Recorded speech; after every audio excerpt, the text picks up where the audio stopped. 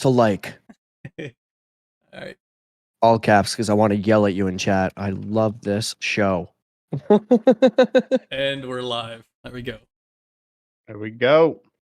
Perfect. I got Audio recording starting in 3, 2. Sorry, I just had to mute the YouTube. It threw me off. I heard my voice come back. I was like, what? All right, 3, 2, 1. Ladies and gentlemen, SweatySpookz. And what is up, Guardians? This is Native Raider, and we are the BlueBerry Lounge. I think you guys were almost on time. Like, I think that would have been it, but the remix got it. I was actually trying on that one too, bro. You kind of fucked it up. I saw the effort. I'm watching your mouth move, waiting for it. But damn. Anyway, got to keep on brand. I had to screw it up. I made my promise to Damfinity that I would screw it up. By the way, that was an awesome show. I absolutely love it. You guys crushed it, man. That was fun. That was a fun listen. Appreciate you, man. I was gonna try to get in there like just randomly through my phone on Discord while I was like taking a break at work, but work got too crazy, so I couldn't make a surprise like crash in. But it was a good show. Crash in the party. Yeah. Like let's see. It'd be Respawn style for 2 Titans and a Hunter. Yeah. He's away on work. He just crashes in whenever he's in an airport somewhere. Gotcha. But I mean, you know what? That aside, Raider, how's your last couple weeks been? How you been doing, bud? Been good. Work every day. Our training rotation just like normal, you know.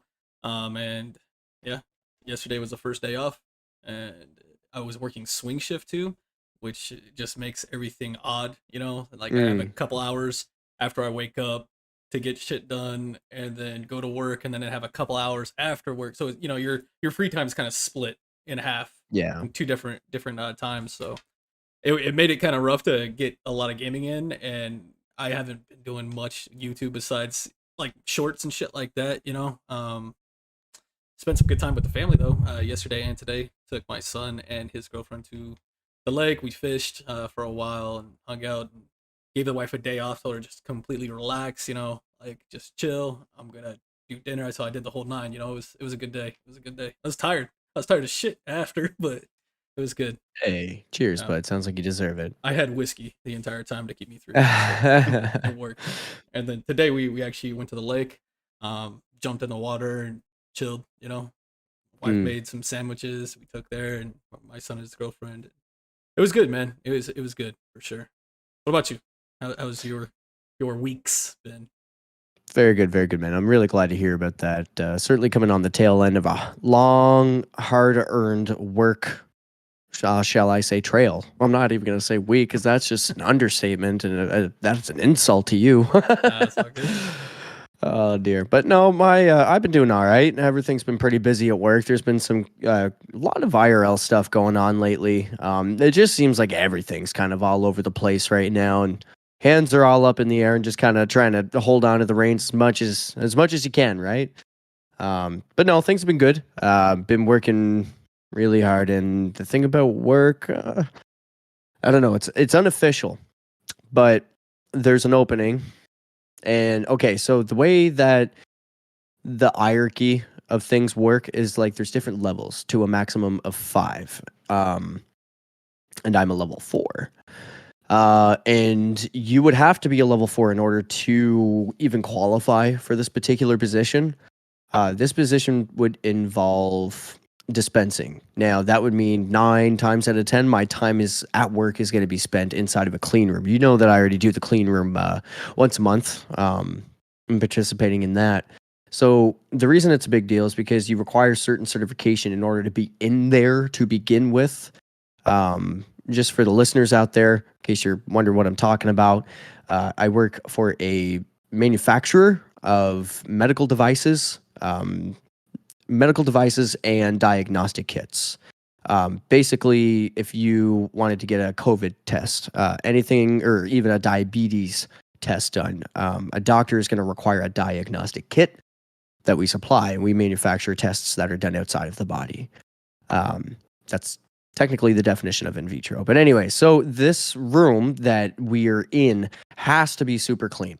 at all times, down to the microbial. So, and it's like you hear DCP joke sometimes, um, Briar Rabbit and going on about the air quality index and stuff like that. Yeah. That's a very real thing at my job in that room. My current role is not quite to that level. My current role, since I've started anyways, has been a labeler. So once they're completed filling up the bottle in the clean room and then dispensing it out onto a belt, I receive that bottle and I label it, put it into a bin, put that bin to a pallet to the cold room, sits there till assembly is ready. They put it into the kit box that's supposed to go to a shipper, and then out the door to the customer. But yeah, no, it's a really cool thing. So anyways, I was talking to my boss. It doesn't sound like there's really anybody trying for the position. I'm not going to push for it, but I was just kind of like, hey, I'm at the level. I already have the certs that I need. And it'd be a new challenge that I'm up for. And I told them to their face, I was like, there's going to be a few moments of embarrassing learning curves, but I still think I'm up for the challenge. So if you'll consider me, hey, talk to me sometime. And I just left it at that. So we'll see what happens there. That's good, man. I hope you get it. TMI maybe, but I don't know how else to really put it. I think that's awesome. You got this, bro. You got this. We shall see. Now, the weekend was a lot of fun. I'm sorry if I haven't been around in Discord or anything like that over the past 5 days. A lot of that started on Friday. Well, I guess not 5 days. That's an overestimate. But yeah, so it was somebody's last day at work, and a couple of us had already planned on going camping. We were planning to go to this certain beach, and I guess a circle of people at work were all like, yeah, well, let's go. Let's join them for their last day. So we end up at Target A to find out that there's no camping allowed on the beach. So we regrouped and then went to Target B, which was a significantly better time and much less people. But yeah, so by the time we got there, though, this was after work, and we had, of course, it was payday. Had to do your running around, pay the bills, go get some food, and then go get your camping gear, and then go out there. So it's like 9:30 at night. By the time that we're all getting there, it's still bright outside. We're dropping our tents, and I'm like, you know what? I'm setting my tent up now before the sun's gone. And they're like, great idea. So we did that, and then as soon as everybody was all set up, you're looking everybody's stuff across sand too. So that's another experience. Once everybody's set up, involuntary leg day, I'll tell you. Not only that, but back and tricep day too. So yeah, once all the tents are set up, we had 4 of them, 1 large one and then 3 smaller ones. We got the fire set up, and then we, of course, made s'mores like proper adults, and started to proceed to drink. Next morning, I was up pretty early, made breakfast for everybody. One of my buds went and got coffee, went and spent the entire of the day swimming, and it was amazing. I needed that because I haven't done that in years. Got a nice good tan from my pasty winter self over to now my native blood showing because I'm dark as heck. But yeah, no, I would say it's been a good couple of weeks. Dan's show was a lot of fun. Yeah, it's been pretty great. Now, I'm going to say this. You step away for one weekend and you come back and everything is on fire. We'll get into that later. But before we do that, Raider, my good friend, would you please give us the agenda for the show?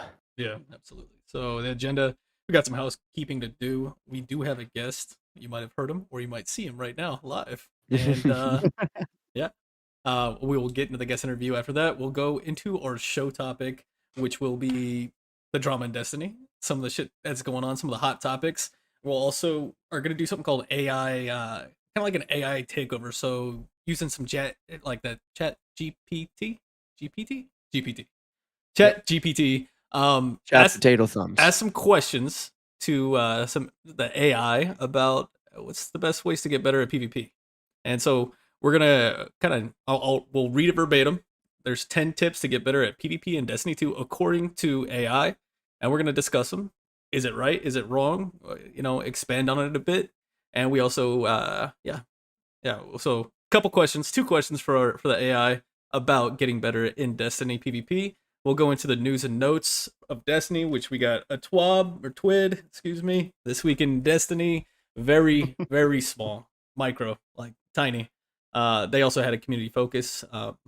And then we'll have questions for the community. We'll have announcements, a few announcements here, and we'll call it a show. But what about that guest of ours there, Sweaty? What about him? What about him? You There's know, nothing about him, actually. I don't know about that. I picture a dark sky, somebody lost in distress and panic. But what's this in the cloudy sky but a bright light of a bell? Somebody is calling, and he's coming in a black cape, leather tights. If I can get in some leather tights, I'll wear them for you. Oh, yeah. Ladies and gentlemen, it is with great affection that we introduce our friend to the show, Mr. BlueBerry. How are you today? I am doing fantastic, and I just want to give a warm welcome to everybody listening. What is up, party people? I am doing fantastic. It's been a great day at work. Came home, ran 3 miles in 90 degrees and 100% humidity. Took a cold shower, got ready, ate something in a matter of about 5 minutes, and got right into here. So, just super glad to be here. That's awesome, dude. 3 miles. I mean, you chewed, right? Say what? You chewed, right? Yeah. Yeah. I used to run more. 3 miles. I'm getting back into it. I got a cruise at the end of July. And I'm just trying to get a little bit of the fluff off, you know. Yeah. When, life hits you hard sometimes, and you just be like, wait, you wake up like, damn, how much do I weigh? I was like, I ain't even getting on that thing. I got on it. I was like, I don't like that number at all. No. So I'm trying to get back into that. That's good. That's what I need to do, man. And I told myself I'm gonna go ahead and give it a shot again. Try to get back into running. I miss the feeling, bro. Especially the feeling after a good ass cardio session. Like the rest of your day, you feel energetic, you feel up. You know what I mean? Like, and I had that shit every day in the army, you know. And then I got in the army and got stupid lazy, and I probably couldn't even run a mile right now without like some pains in the sides, and my back, and my feet, and my knees crackling and shit. Yeah, I mean, when I met my girl, like I was probably 240 pounds, and I got down to roughly around 164. So like almost 80 pounds lost, right? Wow. And just whipped myself into shape. I mean, basically she whipped me into shape. I just said, yes, ma'am. And so I dropped that. And then, progressively life's been happening. I mean, I've been on other shows as well. On GDC, I explained, like a lot of things about like what was going on in my life back then. But for me, like, life gets in the way sometimes. You get busy, work picked up, all this other stuff. And then, here I am about 20 pounds later, a little bit like heavier. And I was like, no, it's just, I gotta get back to it. I mean, I did, the high rep, low weight kind of like shred kind of stuff. Did like, insanity stuff. And, I was super into that. Me and my girl did it together, and dude, I just got lazy, super lazy, man. I feel it, man. Yeah, I'm guilty. I would say that's, well, yeah, definitely. Ever since October, probably, whenever Hurricane Fiona hit, like, yeah, I've been lazy. I'll admit it, for sure. This past weekend, camping onto the beach and having to lug everything over, like, sand and sand dunes and everything like that, like, kind of reawoken all those muscles that I forgot were sleeping. Those little micro muscles, man. Like, I mean, I got to get back in shape too for a snowboarding season. I took a season off last season, and like, you don't realize, like, doing something like that, like, there's these muscles on the inside of your thighs that you use during that if you're not doing any kind of work throughout the year with that, like, it's not normal lifting. You can't lift with those muscles, right? But you can keep them, keep it flowing. And I was like, I'm glad I took last season off, because I would have been a wreck. I would not have been able to do crap. Hell yeah. Exactly. A little bit of housekeeping just before we dive right into the guest interview. First and foremost, we'd like to welcome to the lounge Smiter, Lord Silent, as well as Silent Queen, Priceless Cloud, and Hawkslayer. My good friend Raider, would you like to take this next topic? Yeah, definitely want to do a Patreon shout out. first one here. Yeah, first off, we got Bill sitting right there. Your boy. Supporter of the show, man. The very first one to do it. Big time. Yeah, it was Big like time. You super guys appreciative, deserve man. it, man. You guys Thank are doing the Lord's work out here. And we also got Yeehaw Berry, aka Sauce Waffle, one of your counterparts as well. That's amazing, man. Another Carolina boy, man. Yeah. Hell yeah. No, South. seriously, it's we do appreciate it a lot. And That we're South. looking at different things now to up the production a little bit, you know, Oh, and yeah. not worry about certain, you know, limited things that we have as far as, you know, the resources that we're using. So It'll all come in time. yeah. Speaking of which, say, I let know me know. it's for announcements. Like it's down in announcements, but I've been working a website for the lounge. So it's up, but I'm waiting on getting a name so it doesn't look stupid. Like I'm trying to send you some spam mail and like, you know, hack your computer and shit. bunch of letters and numbers and Yeah, shit. we got dashes and like, you know, all that kind of stuff. So it's up, it's live. I'm just not sharing it until I get that domain, which should be tomorrow. So I get that domain tomorrow, and that'll be up, and it has links to everything. It's cool, and that's gonna be an active thing, you know. So it's gonna be cool, as well That's as big. it does have our calendar embedded into it as well on one of the pages to where you can see the upcoming guests and, you know, events that we're having and shit like that. So I'm going to be using this too. That's awesome. yeah, I be don't fun. use calendars, but I may start. Yeah, it helps, man, for sure.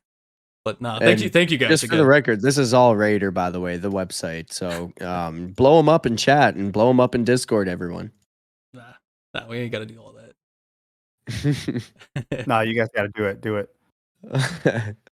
His So, DMs are open. ladies and gentlemen, server. let's do it. Let's slide right into the guest interview. So, Senor BlueBerry, aka Tell Zebol. Tell Zebol? No, Colby. Tell Zebol. Yep.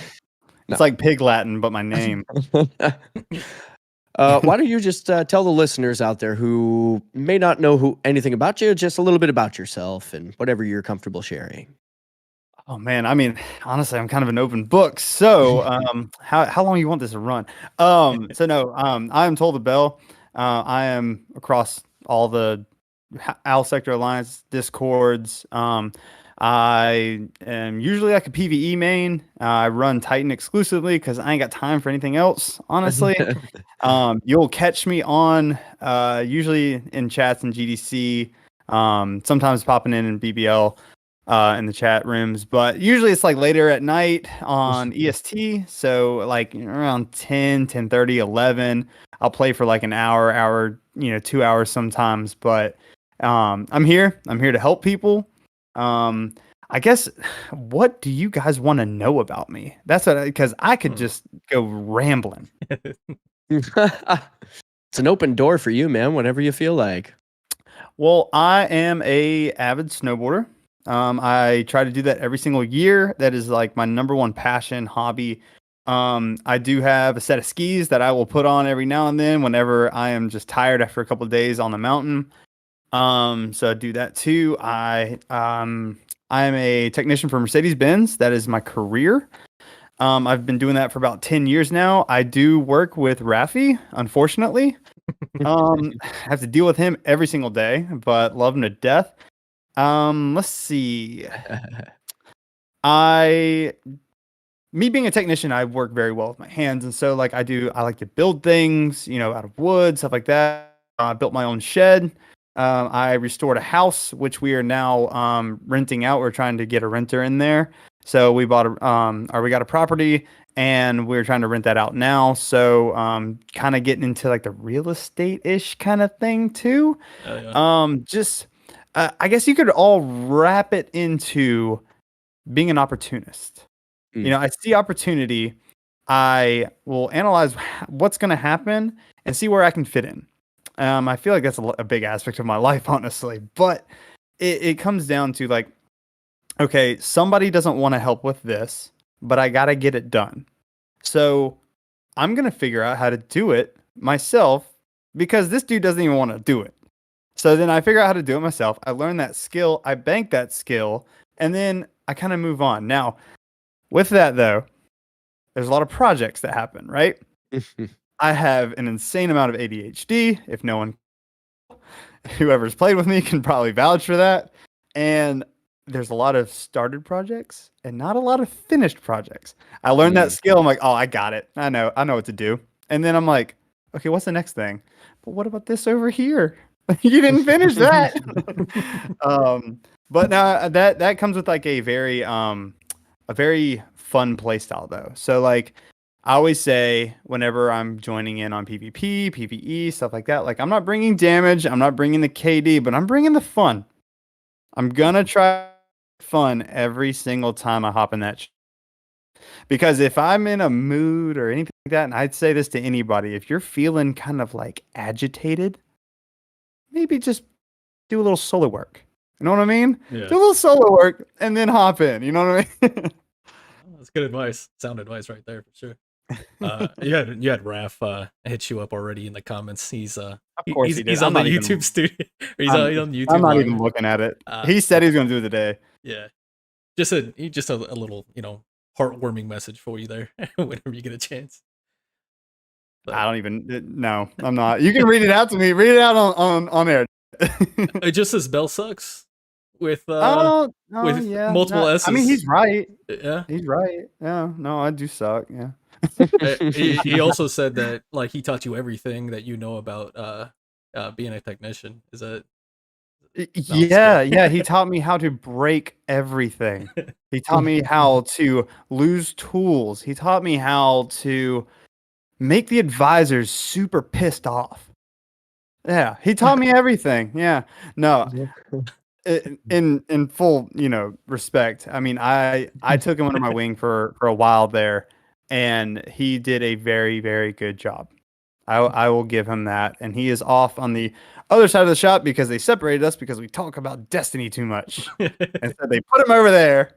And now I'm on Lonesome Island in the corner, which I actually, if anybody's around me, I'll probably start talking to him and I won't get my work done. So he actually put a picture in GDC of me laying back in my chair, like talking to somebody and being like, look, Bell don't even work here, bro. Like he don't even do anything. That was totally falsified. He definitely didn't say that. I just wanted to start shit. Let's get into the next question. And look, and I took like the good route, right? You did. What I mean? You did. You took the high road, bro. I could have been an ass. Yeah. What's up, Metal Mark? He's here watching as well. Okay, so you kind of already hit on some of it, other hobbies outside of gaming. So you got snowboarding, you got skiing, you got projects, lots of them. Was there anything else outside of those that you running, right, or fitness? I see the punching bag in the back. Is that? Yeah. So I actually did boxing back in high school, like middle school to high school. So for me, it's like a good kind of like aggression, get it out. Yeah. But I was at Charlotte Boxing Academy for about a year and a half. And then I just kind of did it with, friends, and we had our own little fight club that, the first rule about fight club. So, I mean, yeah, it was a lot of fun. So, I mean, I did stuff like that. I've always just tried to keep myself busy. I mean, back in high school, I played football, I played rugby, kind of stuff like that. I recently got it back into disc golf. That is super fun. I did not know how many people play disc golf, and I didn't realize that Charlotte, North Carolina is one of the hubs.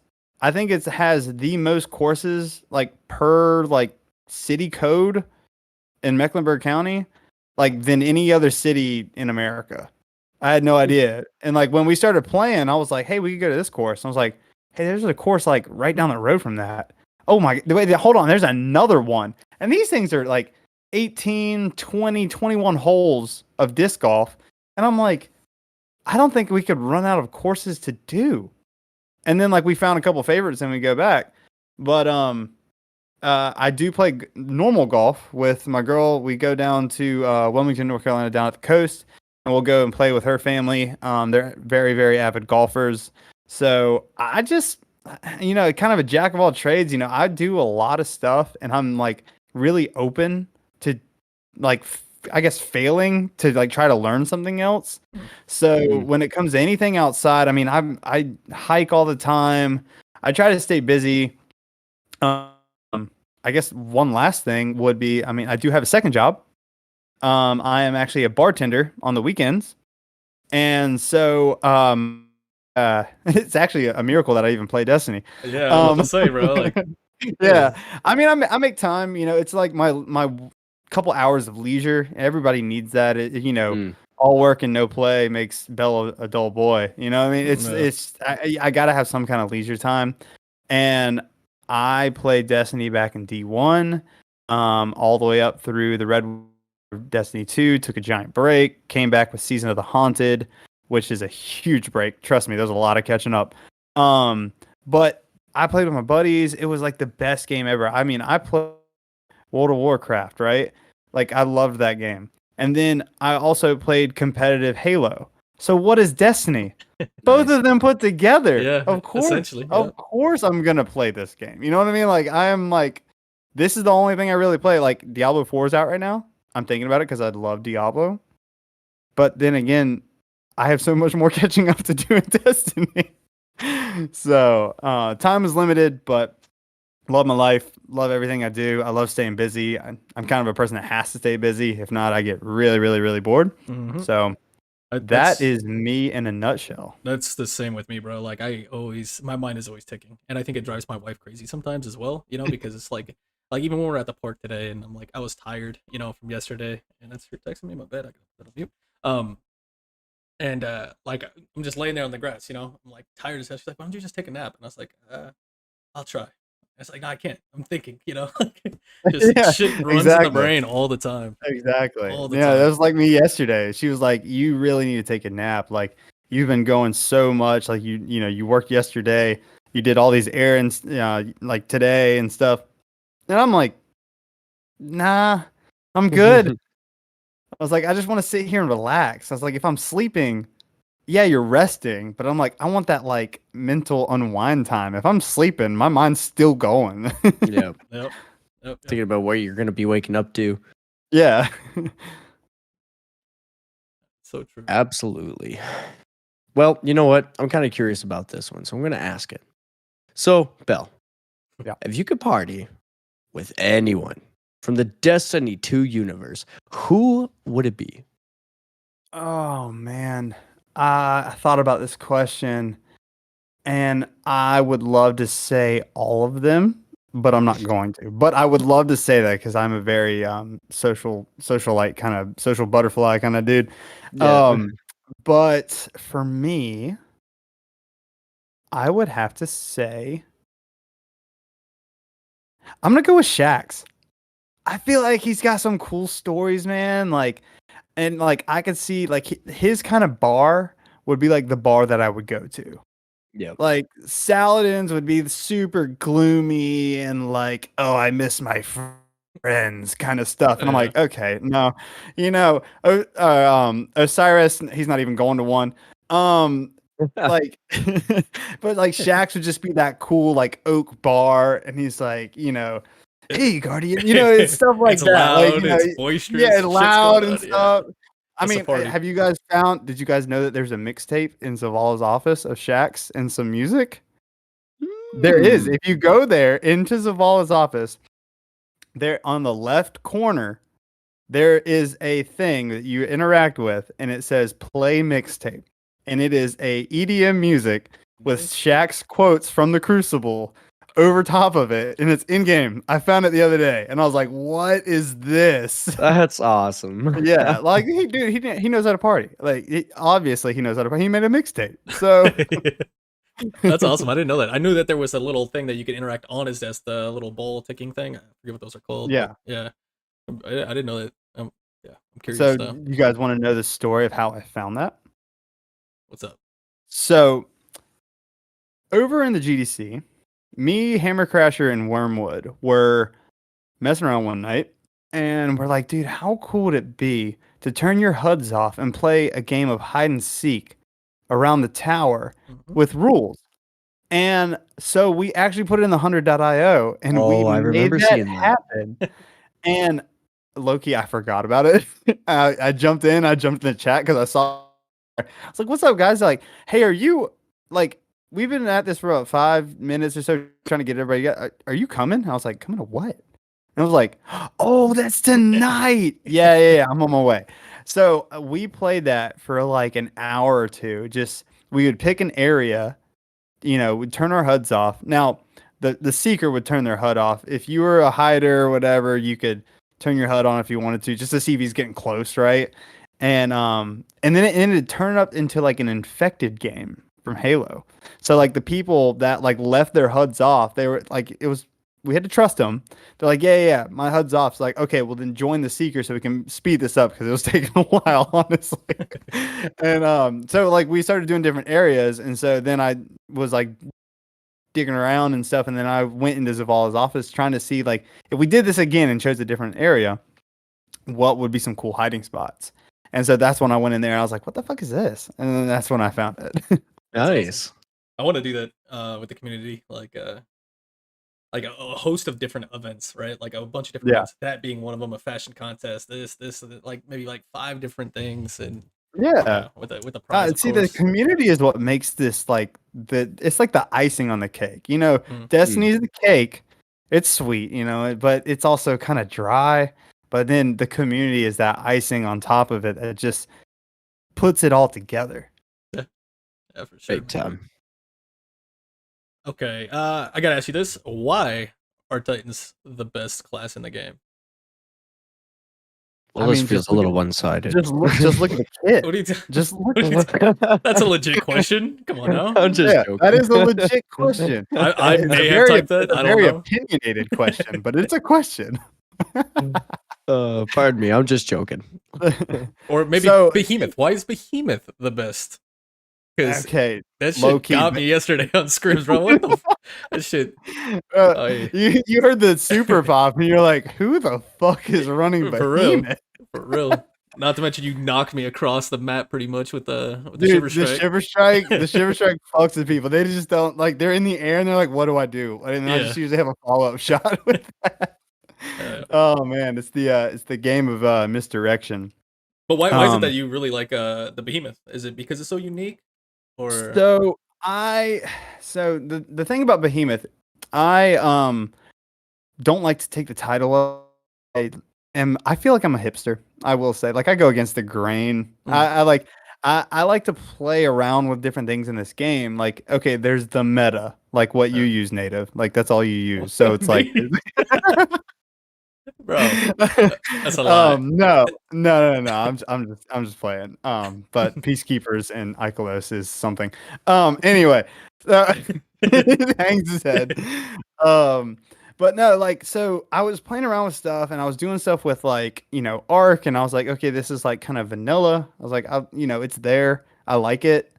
Solar, I was like, my mind is like just lorely, just strap the helmet on, like you'd be all right. But I was like, in PvP, it's not the same. So I was like, okay, well, Solar's out. And then I went back with Solar because I started using Consecration. So I started using like the slide melee stuff. Yeah. And that was super rewarding when you have to hit them with both to ignite them. You have to like hit them with the ground thing, then you have to jump up in the air and then hit them again, and that will ignite them. But the first thing will scorch them. So anybody that scorch is going to try to disengage in the first place. So I was like, okay, this is kind of cool to play with. And then I was doing Void, and I was like, this is just boring because I'm like, okay, I have an overshield. I'm just going to sit here behind my barricade like a twat. So I was like, no, I don't want to do that. And I was like, Strand was out, and then Strand was ass cheeks. So I was like, no. And I was like, wait, hold on. There's this little crystalline little blue guy up here in this corner. Let me play around with this thing. So I started playing around with Stasis. And that's when I figured out how to use the Antaeus wards. So when you pair Cryoclasm with Antaeus wards, you slide further and faster. And to me, it seems like that reflective shield stays up just a half a second longer doing that. Yeah, makes sense. And so I started playing around with that. And when I was playing around with that, I reflected my first Nova Bomb. And how rewarding that was. It was on a complete accident. I tried to do it again on purpose and died every time. But I see that purple ball and I'm like, ooh, ooh, and I just run at it like the normal Titan brain. I was like, I got it. And I just mistime it every time. But it was in like a small hallway on Radiant Cliffs on the back corner. And it was like where it's that corner pinch point that's around like B. And they like hovered up in the air, they shot it down, and I was just in the middle of like engaging, because that's also when I figured out fusion rifles plus towards equals a win almost every single time in that kind of close quarters. And so I was just sliding, and all of a sudden I see this purple, and all of a sudden I saw the purple go back. And then I got like 2-3 kills. And I was like, okay, this is gonna be my build. So then I started putting on Howl of the Storm. And I was playing around, of course, with like Tectonic Harvest. I was playing around with Diamond Lance. Doesn't do shit because you don't really make that many crystals realistically. So I was like, okay, what about Howl? So I put on Howl, and this is before they fixed it. And what I would use Howl of the Storm with is basically as like another sense of cover. I would use that as an engagement point, but also like if I knew that there was like 2 or 3 people over there, I would slide, bring up the ice wall, and either pick left or right, depending on where kind of a pinch point was. And it's just another part of that kit, but I'd also use glacier grenades to basically make either a wall for retreat, or I would throw a wall behind them so that they couldn't retreat. Mm-hmm. And it's really just manipulating the battlefield. Like basically you have cover on demand. And my brain just loved that aspect behind it, because guess what? You also have a barricade too. You have like 3 walls that you can put up. True. So like that to me was great. But then they fixed how the Storm's freeze cone. So like you used to only be able to freeze people if they were like right on it. Now they've like actually increased it like by I think 30% or something like that. And now I use that as an engagement tool. I will bring out the shotgun, usually duality, because that is like my baby. People sleep on it all the time. But I love that shotgun. And I will Howl the Storm through a doorway, and I'll see the little 3 or the 6 little dots where they're frozen, jump up above it, aim right down at their head, done. And so to me, like Behemoth is just like, it's become like my safe place. Yeah. Just like how you like Ark, like that's your safe place. Yeah. And I toyed around with it so much, and every single time I have so much fun because I have so many things in my kit that I can analyze every situation within that and just be like, okay, this is going to happen. This is going to happen. This is going to happen. Yeah. Not to mention you catch people off guard with Behemoth, which is really cool, so it definitely changes it. And they're like, oh shit, like what the hell? I did not expect this, It's not your typical meta type builds or anything like that. I did mess around with Behemoth for a while earlier this month before my training rotation started.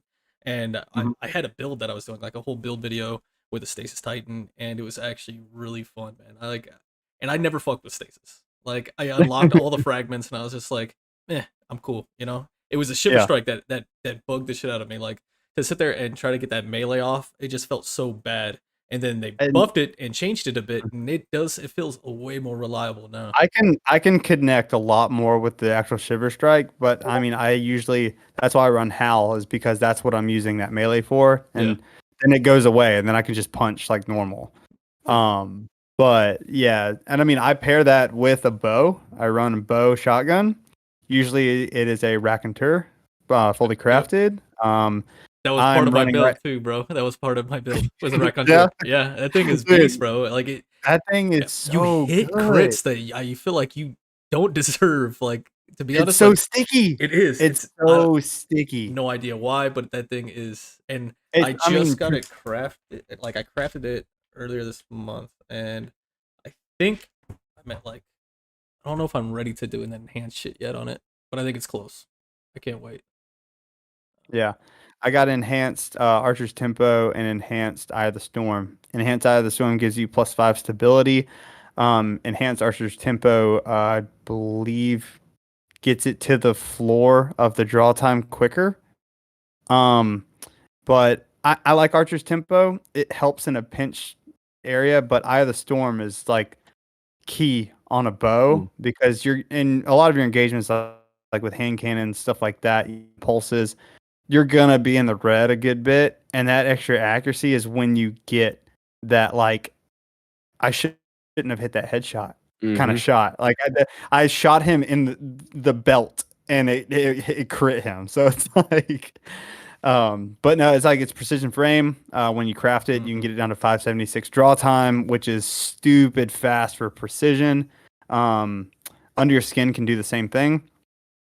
But I like running it in the kinetic slot to be able to run a energy power weapon. Yeah. Usually those are the harder hittings. Like, I have my main ingredient for fusion. That's a threat detector rangefinder with a range masterwork. So it is nutty. I love it. And then, duality, shotgun. I like my close quarter stuff to be power. Mm-hmm. Yeah, my rec on Twitter. Yeah, I lied. It's level 6. I still got a ways to go on it. But I want headstone and Archer's Tempo. And headstone. Archer's Tempo headstone. Yep. Yeah, for those more crystals. And I have that shit to where it gives you that overshield when you bust it and shit like that. So it's a constant and also in trials it blocks the revive. So exactly. Headstone's a real thing. Headstone's awesome, bro. I have that on my peace bond. My peace bond, like I've used that shit I got so much. I got a subsistence headstone for peace bond for PvE. Yeah, that's fun. All right. Oh, let's get back to this here. These questions. We kind of went on a tangent on that one, but that was fun, interesting. That's why I said, man, you better have some time, bro. Bro, we don't have a TWAB basically, so we have an extra amount of time to. I think talk. My power's about to go out. To be real with you, I see your lights flickering. Yeah, dude. Like, there's a bad storm outside. I'm like, oh god, oh god. I'm gonna have to send you a search party soon. I mean, like everything would run except router. That would go out, and then it'd be like, shit. Well, then we finish up these questions real quick before it does go out. Do you want to hit that last one, Sweaty? All right. So, if you could do a complete restoration of any vehicle, what are you picking? I would have to go with. There's the one that I really want, but it wouldn't mean a lot. So I'm going to go with the one that does. So it would be a 1973 Chevrolet Camaro. It was, my dad had one. It was yellow with the black stripes. I hate yellow cars, but I would do it anyway. As like a, homage to him. It was a Z28. So it was like, the big bad boy, I think it was his second car, but it was his first car that he ever bought for himself. And so I would have to go with that one. But I would resto mod it. I would put, the nice speakers in it, the Bluetooth, like a touch screen, something like that. Create my own custom dash, like pimp my ride, but not gaudy. Yeah. That'd be cool. I'd love to see that. Just like bare bones, but updated. Yeah, exactly. Like you got all the carbureted good stuff underneath there. Actually, no, just kidding. I wouldn't do that. I'd probably LS swap it. I'd LS swap it. I'd put fuel injection in there. No, I would not go carbureted. There's no point to do that anymore. Oh, yeah. I love it. All right. Real quick. You're familiar with Wheel of Misfortune or not? I am. But for the listeners who are not, let's go ahead and tell them what it's all about. Ladies and gentlemen, hold on to your seats because you're in for the Wheel of Misfortune. Every item on the wheel is a single item stored within your vault, but restricted to weapons. Once we spin the wheel, whichever weapon it lands on gets instantly deleted from your vault. Ninja Dado. Which are you wanting to protect the most? You, Senor Bell, can only say I am trying to find it right now because my dim is so old looking. It is an accrued redemption from the Garden of Salvation raid. It is a moving target rangefinder, and it is the first bow that I started using that got me into bows. So, I've only ran that raid one time for Divinity. And I got it, and it was a rangefinder moving target, and I was like, oh, this will be fun, I think. And then I started using it, and I was like, this is amazing. And Shax would say, this is amazing. Oh dear. I love it. Alrighty. Let's roll up to dim. I gotta bring it up myself, actually. I closed it by accident because I'm a dum-dum. Oh god. Boom. There she is. Oh, don't you give me this. There we go. That's Don't better. roll a 1. Whatever you do, don't roll a 1, bro. All right. Well, let's see. Oh, no, that's my Titan. Let's go Hunter. Yeah, because I've been playing Titan. I haven't stopped playing my Titan. Well, more on that later, listener. Yes. Weapons only. Randomize. All right. And RNG generator. Where are you at? I just had you up. Please. Don't roll. RNG generator. Yeah, they can be any of them. All right. Values 1 and 3. Popping the dice in 3, 2. It's a number 2. So that means energy weapon. Let's go. My Wastelander is safe. Ladies and gentlemen. Oh, no. All right, Bell. What you got, brother? I got a sudden death shotgun with slide shot 1-2 punch, and it is going bye-bye. I got Ikelo's sniper rifle with elemental capacitor, no distractions. Looted barrel. It's gone. That might have been fun for like a raid, but I'm gonna be saying nighty night to a funnel web with rangefinder and perpetual motion. But it's okay, Dang. Guardian, because it's only a stability masterwork. It's not a range. Stability's good on Bye-bye. 900 though. But it is accurized and small bore. Oh, goodbye. Fun web's a fun one. I got 2 good rolls of that. One for PvP, one for PvE.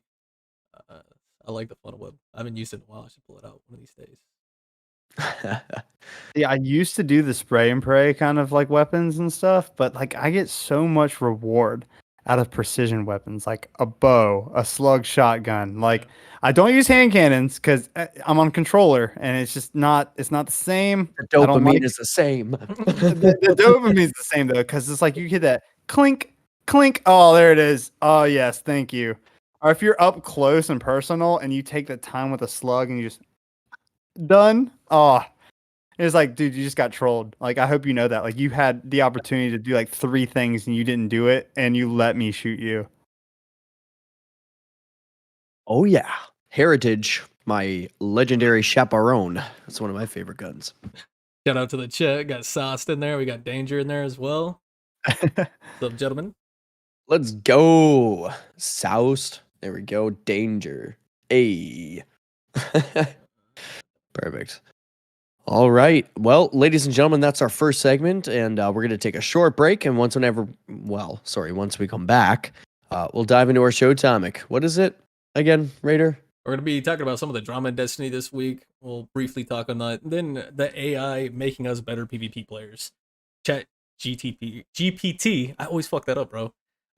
Yeah, AI shit that's going on. Yeah, we asked them some questions, and we're going to talk about their answers. So I call it Chat Potato Thumbs now, since Potato Thumbs podcast did that episode. So, shout out to PTP. Oh, yeah.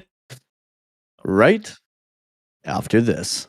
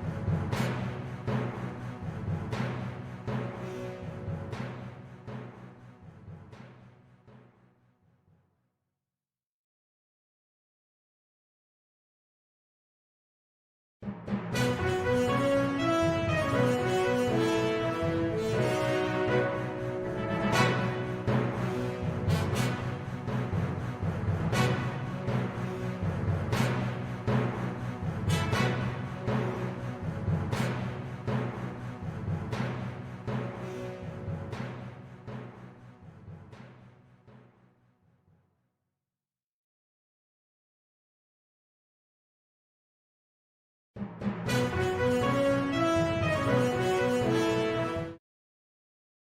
live.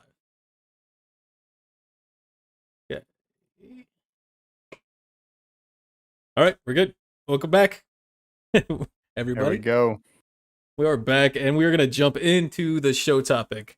We're gonna start off with this. Some of the Destiny drama. We're not gonna like over expound on this shit because it's.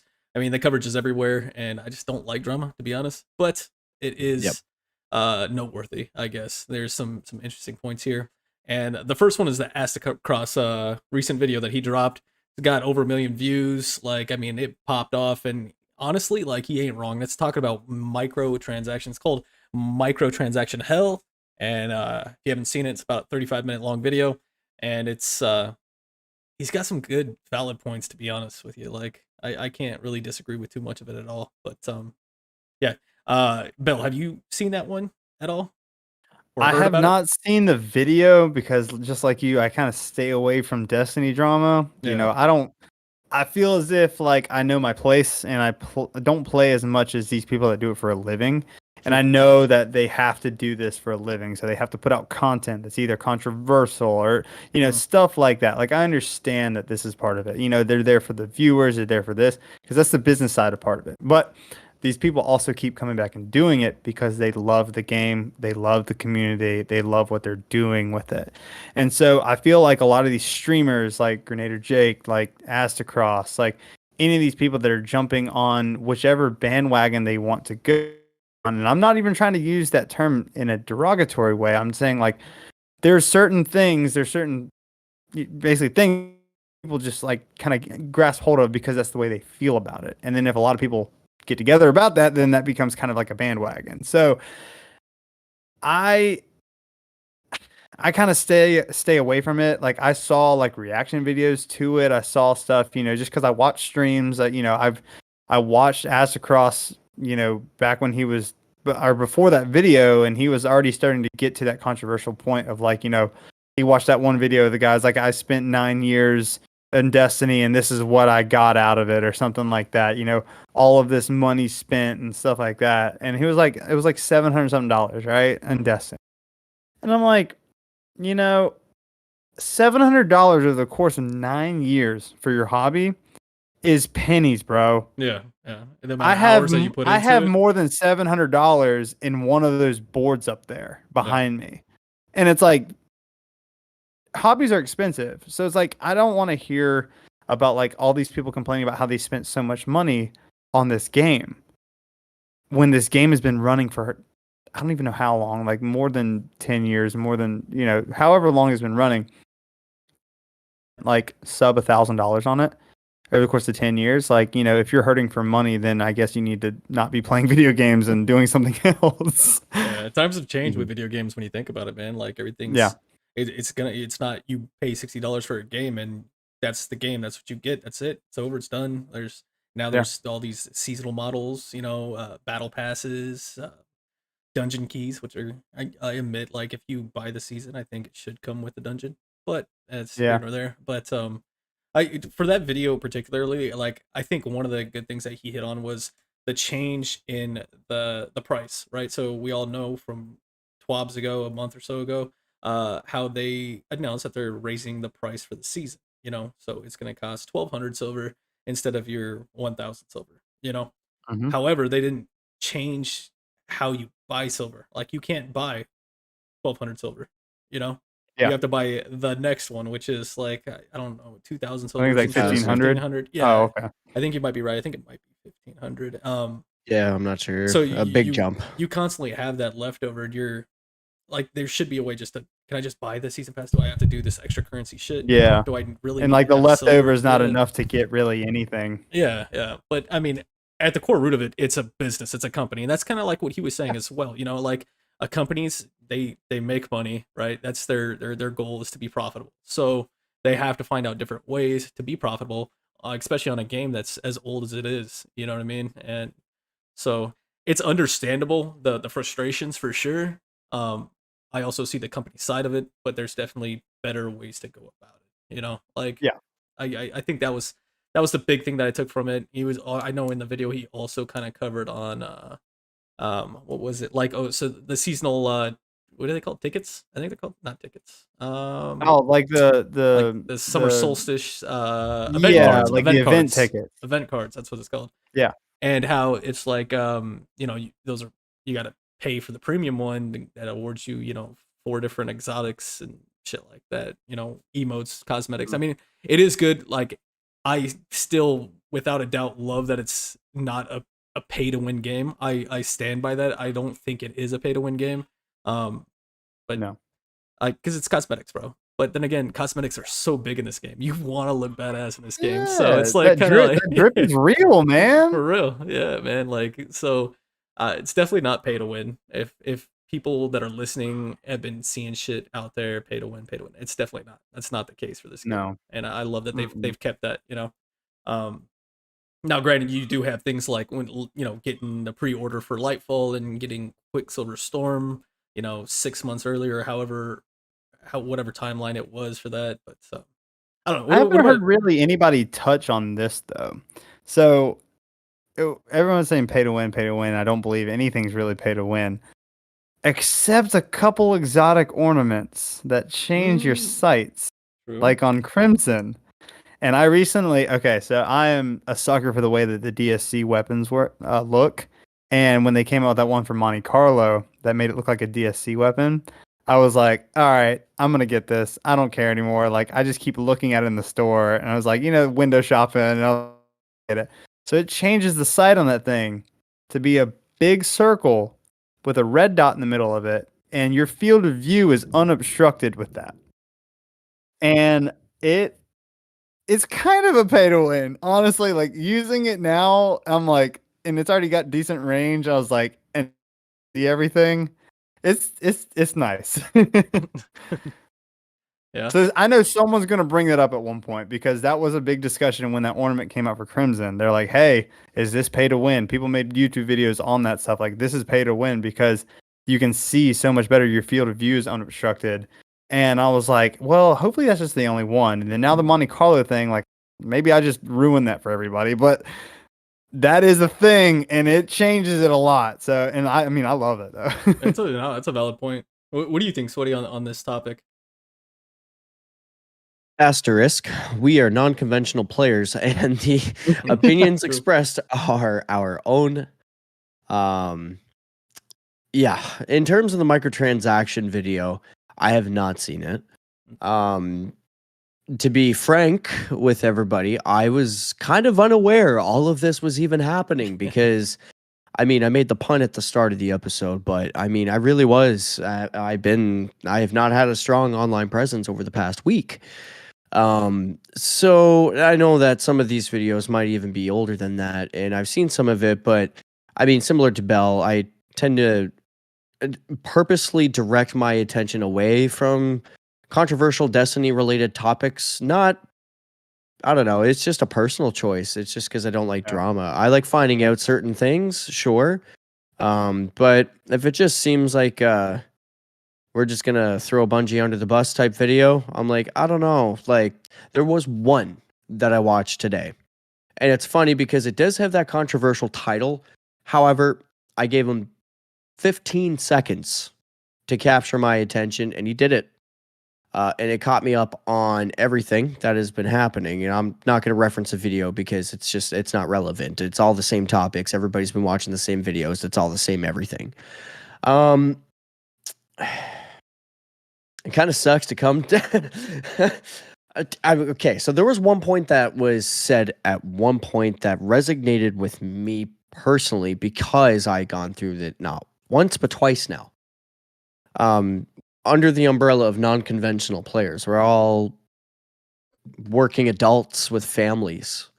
So whenever it comes from a working adult with a family to another working adult that also enjoys video games and goes out of their way to buy all of the updates, every single one of them, and then just like a month later for them, and they approached me and told me about this, to have the Lightfall drop and not be able to afford that, it just made them angry and not want to return. So, and they said to me, they were like, I'm a little mad at you right now. And I was like, why? They're like, because I spent all that money and I don't even play it and I don't even want to because this just dropped and I'm just never gonna be. It's just no. I was like, that's justified. And in that moment, it kind of hurt me a little bit because I was like, well, dang, I can't even try and bring my friends into this game anymore. Is how I felt in that moment. Again, we're non-conventional players. This is just my experience and how I'm feeling in that moment. But yeah, another working parent just went and spent all the money to be updated, and then, new expansion had to go and spend all, if not more money, when, it could be used elsewhere in IRL things that are important. Yeah. And they weren't quite as invested in Destiny. Like they played once before. They played during Forsaken. They dipped off during the Osiris, whatever season that was, in D2, and try to come back during Witch Queen because they seen how excited I was. I was just vibing, and they got excited too because I was excited. And then after they had spent all the money, they didn't know what was going on. They were so completely lost, and and I could only really do so much in IRL to show them because they were more comfortable with me being like with my system directly beside theirs to show them, if that makes sense. Just because like they were that far out of the loop. So I genuinely felt bad. And I was like, yeah, I could see why that's frustrating. It feels bad to tell your friends to spend all this money on a game that they're not going to play. So I made the conscious decision from that point on, IRL, that I wasn't going to tell anybody else to start getting into it unless they approached me with questions. Yeah. And that doesn't feel nice. No, I'd say that would hurt. Like, this is something you're so passionate about and you want to share it with especially your friends, but it's like you have that like thing that holds you back because it's like, but what if something drastically changes, or like, what if they have to spend even more money than what I just told them? Like, you set these expectations, but then when it doesn't meet that, you're kind of like, oh, that hurts. Like I just put my my word out there and it just got shot back at me. Yeah, exactly. So when it comes to the Astacross video, I'll leave it at my experience, and that's just all that I know because I didn't watch it. So, but I'll say that in terms of what resonated with me, like that definitely resonates with me. It's getting hard to tell your IRL friends to play if they've never played it before because of the mountain of all the questions, everything that they're really going to have to face. Is it financially feasible to tell someone to spend all that money on a chance that they might like it? I mean, sure, there's a free-to-play route.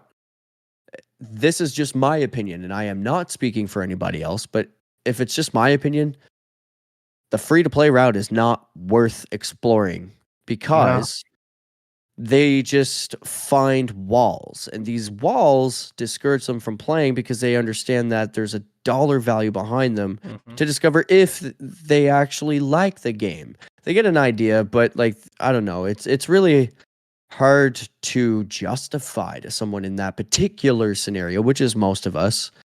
I mean, yes, of course, in this case, Astacross is a content creator.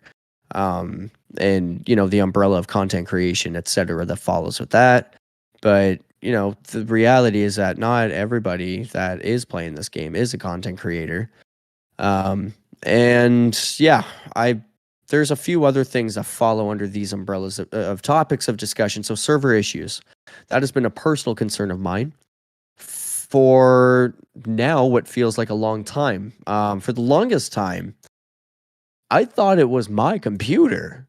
Legitimately, I would be restarting it 3 or 4 times in a play session, and it'd be great for the first hour of connection, and then just out of nowhere, it tanks. And I mean, of course, we mentioned Grenadier Jake and his experience. I'll say, those experiences I've been going through as well. I'm just significantly less vocal about it because I'm unfortunately, and this is where it kind of sucks, but I'm unfortunately conditioned to it, to the point where it doesn't bother me anymore. I make a conscious decision not to be bothered by those scenarios, but he does prove a point in some aspect that this is a paid-for game. Where is BattleEye? And how are these people getting away with these types of things continuously? And that's a whole other discussion for another time, a whole other, whatever else. But I just, I'm in agreement with that much of the message. And like I said, the server issues, like that's really one of my biggest things in a live PvP first person shooter, I guess, environment. But again, I am understanding that live service game underscore that is difficult in itself, let alone if it's going to be a first person shooter. But I mean, once we're in there, I got to say, when things are working, it feels amazing. And you notice the days that things are feeling good. Like, you go into comp, you're able to hit your optimal TTK without struggling or having to take into consideration of desync, because that's a skill that I've been developing ever since episode 14 with Tony Ill Physics. Whenever he mentioned it, is not just taking your enemy into account anymore. We're at a point where you're taking your enemy and desync into account to know that, okay, I hear all of these other cues going off in the background. There's going to be nanites everywhere. It's because somebody's using an outbreak perfected. There's going to be all of these thread links going off all at the same time. And I find that when those things happen, that's the moment when the server issues start to happen.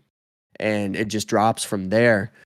But that's just my experience. Again, I'm not speaking for anybody else, so that's why I'm a little concerned when it comes to the server issues. But like I said, when it's a good day, you notice it, and it's a good day. Yeah, for me, like with my schedule that I've been working at swings, like I talked about earlier, I didn't notice it really. I saw the drama on Twitter, fucking skies falling, spaghetti code, all that kind of stuff, right? But I didn't notice it as much. I wasn't playing nearly as much either, but I was also playing at very off peak hours, and it seemed I had no problems. Like I didn't get really error coded or anything like that. Maybe once or twice this past month of June, but I mean, I was playing around like 2, 3 in the morning Pacific Standard Time for an hour or two, so it was very off peak times. And then I noticed, once I got off that yesterday, I was playing and I was getting error coded, and then the servers went down, and I'm like, what the fuck is going on, bro? Like it's kind of crazy, It is kind of crazy that.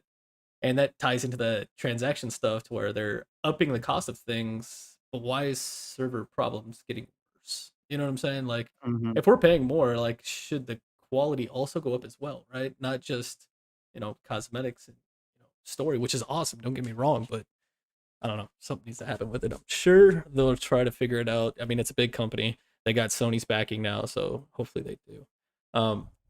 We talked a little bit on Grenader Jake, and he's becoming a variety streamer, so I'm super happy for him. That dude has put in the hours in trials, man. So, yeah. Especially with us being more of a PvP focused, podcast and community in Destiny. Like that dude, he puts in the work. He does the helps. He's entertaining. Yeah, so it's good to see him, branch out. And are y'all part of that jungle squad? He definitely talked about it and put it out in Twitter, and I just wanted to shout that out because people are like, oh, Grenader Jake's leaving Destiny. He's not leaving Destiny. So just for clarification, if you didn't see that tweet that he sent out, he's still going to be doing trials, but he's also dabbling in some other stuff now. So that's awesome, man. I'm happy for him, for real. And then the last little bit of drama was obviously the artist type stuff, right? So we had an amazing fucking cutscene. Like I see some people kind of shit on it, but I loved it, man. I watched this shit like so many times, like over and over again, just to see if I could find out other little things in the background or some shit like that. But there was a piece of that where it was a damn near direct representation of a fan art that was posted 2 years ago by the artist's name was Julian Failona. And so there was that caught Twitter on fire real quick. They're like, yo, plagiarism. Then everybody's like, no, it's not terms of service, this and that. And like, it was a whole thing.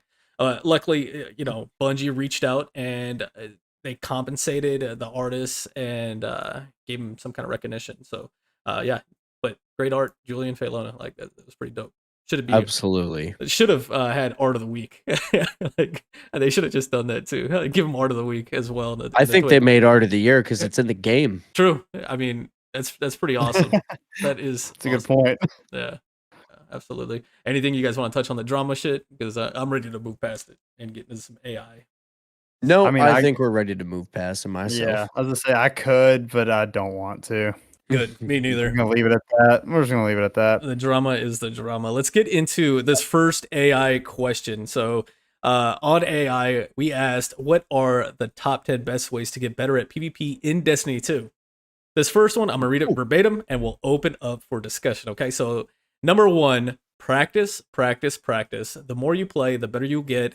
Don't get discouraged by losses. Use them as learning opportunities. Mm-hmm. Yeah. How That's a good fucking number true one. is that? Bro, the How wisest true is words. that? Yes.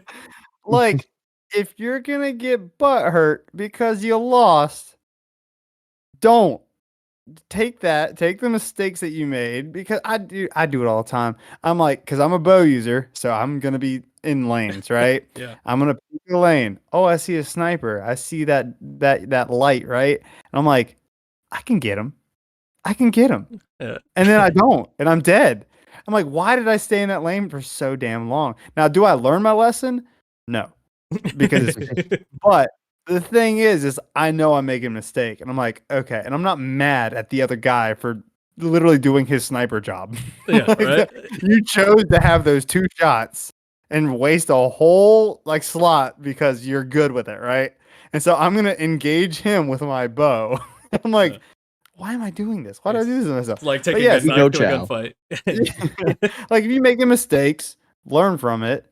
Don't get too butt hurt, and keep playing. You're gonna get better over time. Like me using Behemoth Titan. Does many people do that? No.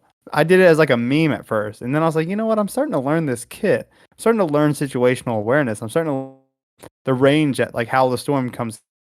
Learn how the freaking arc of the glacial grenade goes. Like, that thing drops like a fucking rock, dude. Like, even with fastball, that thing is like, no. So it's like you learn these things over time, and it's just like, take that practice, make it perfect. Absolutely. What about you, Sweaty? What do you take from this number 1 top 10 tip? Yeah, I told us. I mean, verbatim, that's pretty much it.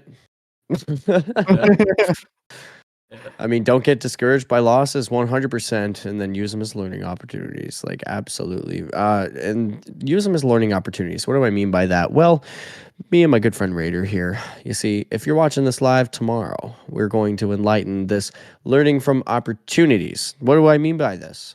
Well, I'm sure if Raider knew a little bit more about the Hunter playstyle, he might be able to counter it a little bit better on Titan, and vice versa if I Titan and can counter it better on Hunter, etc. So we've issued a challenge to each other.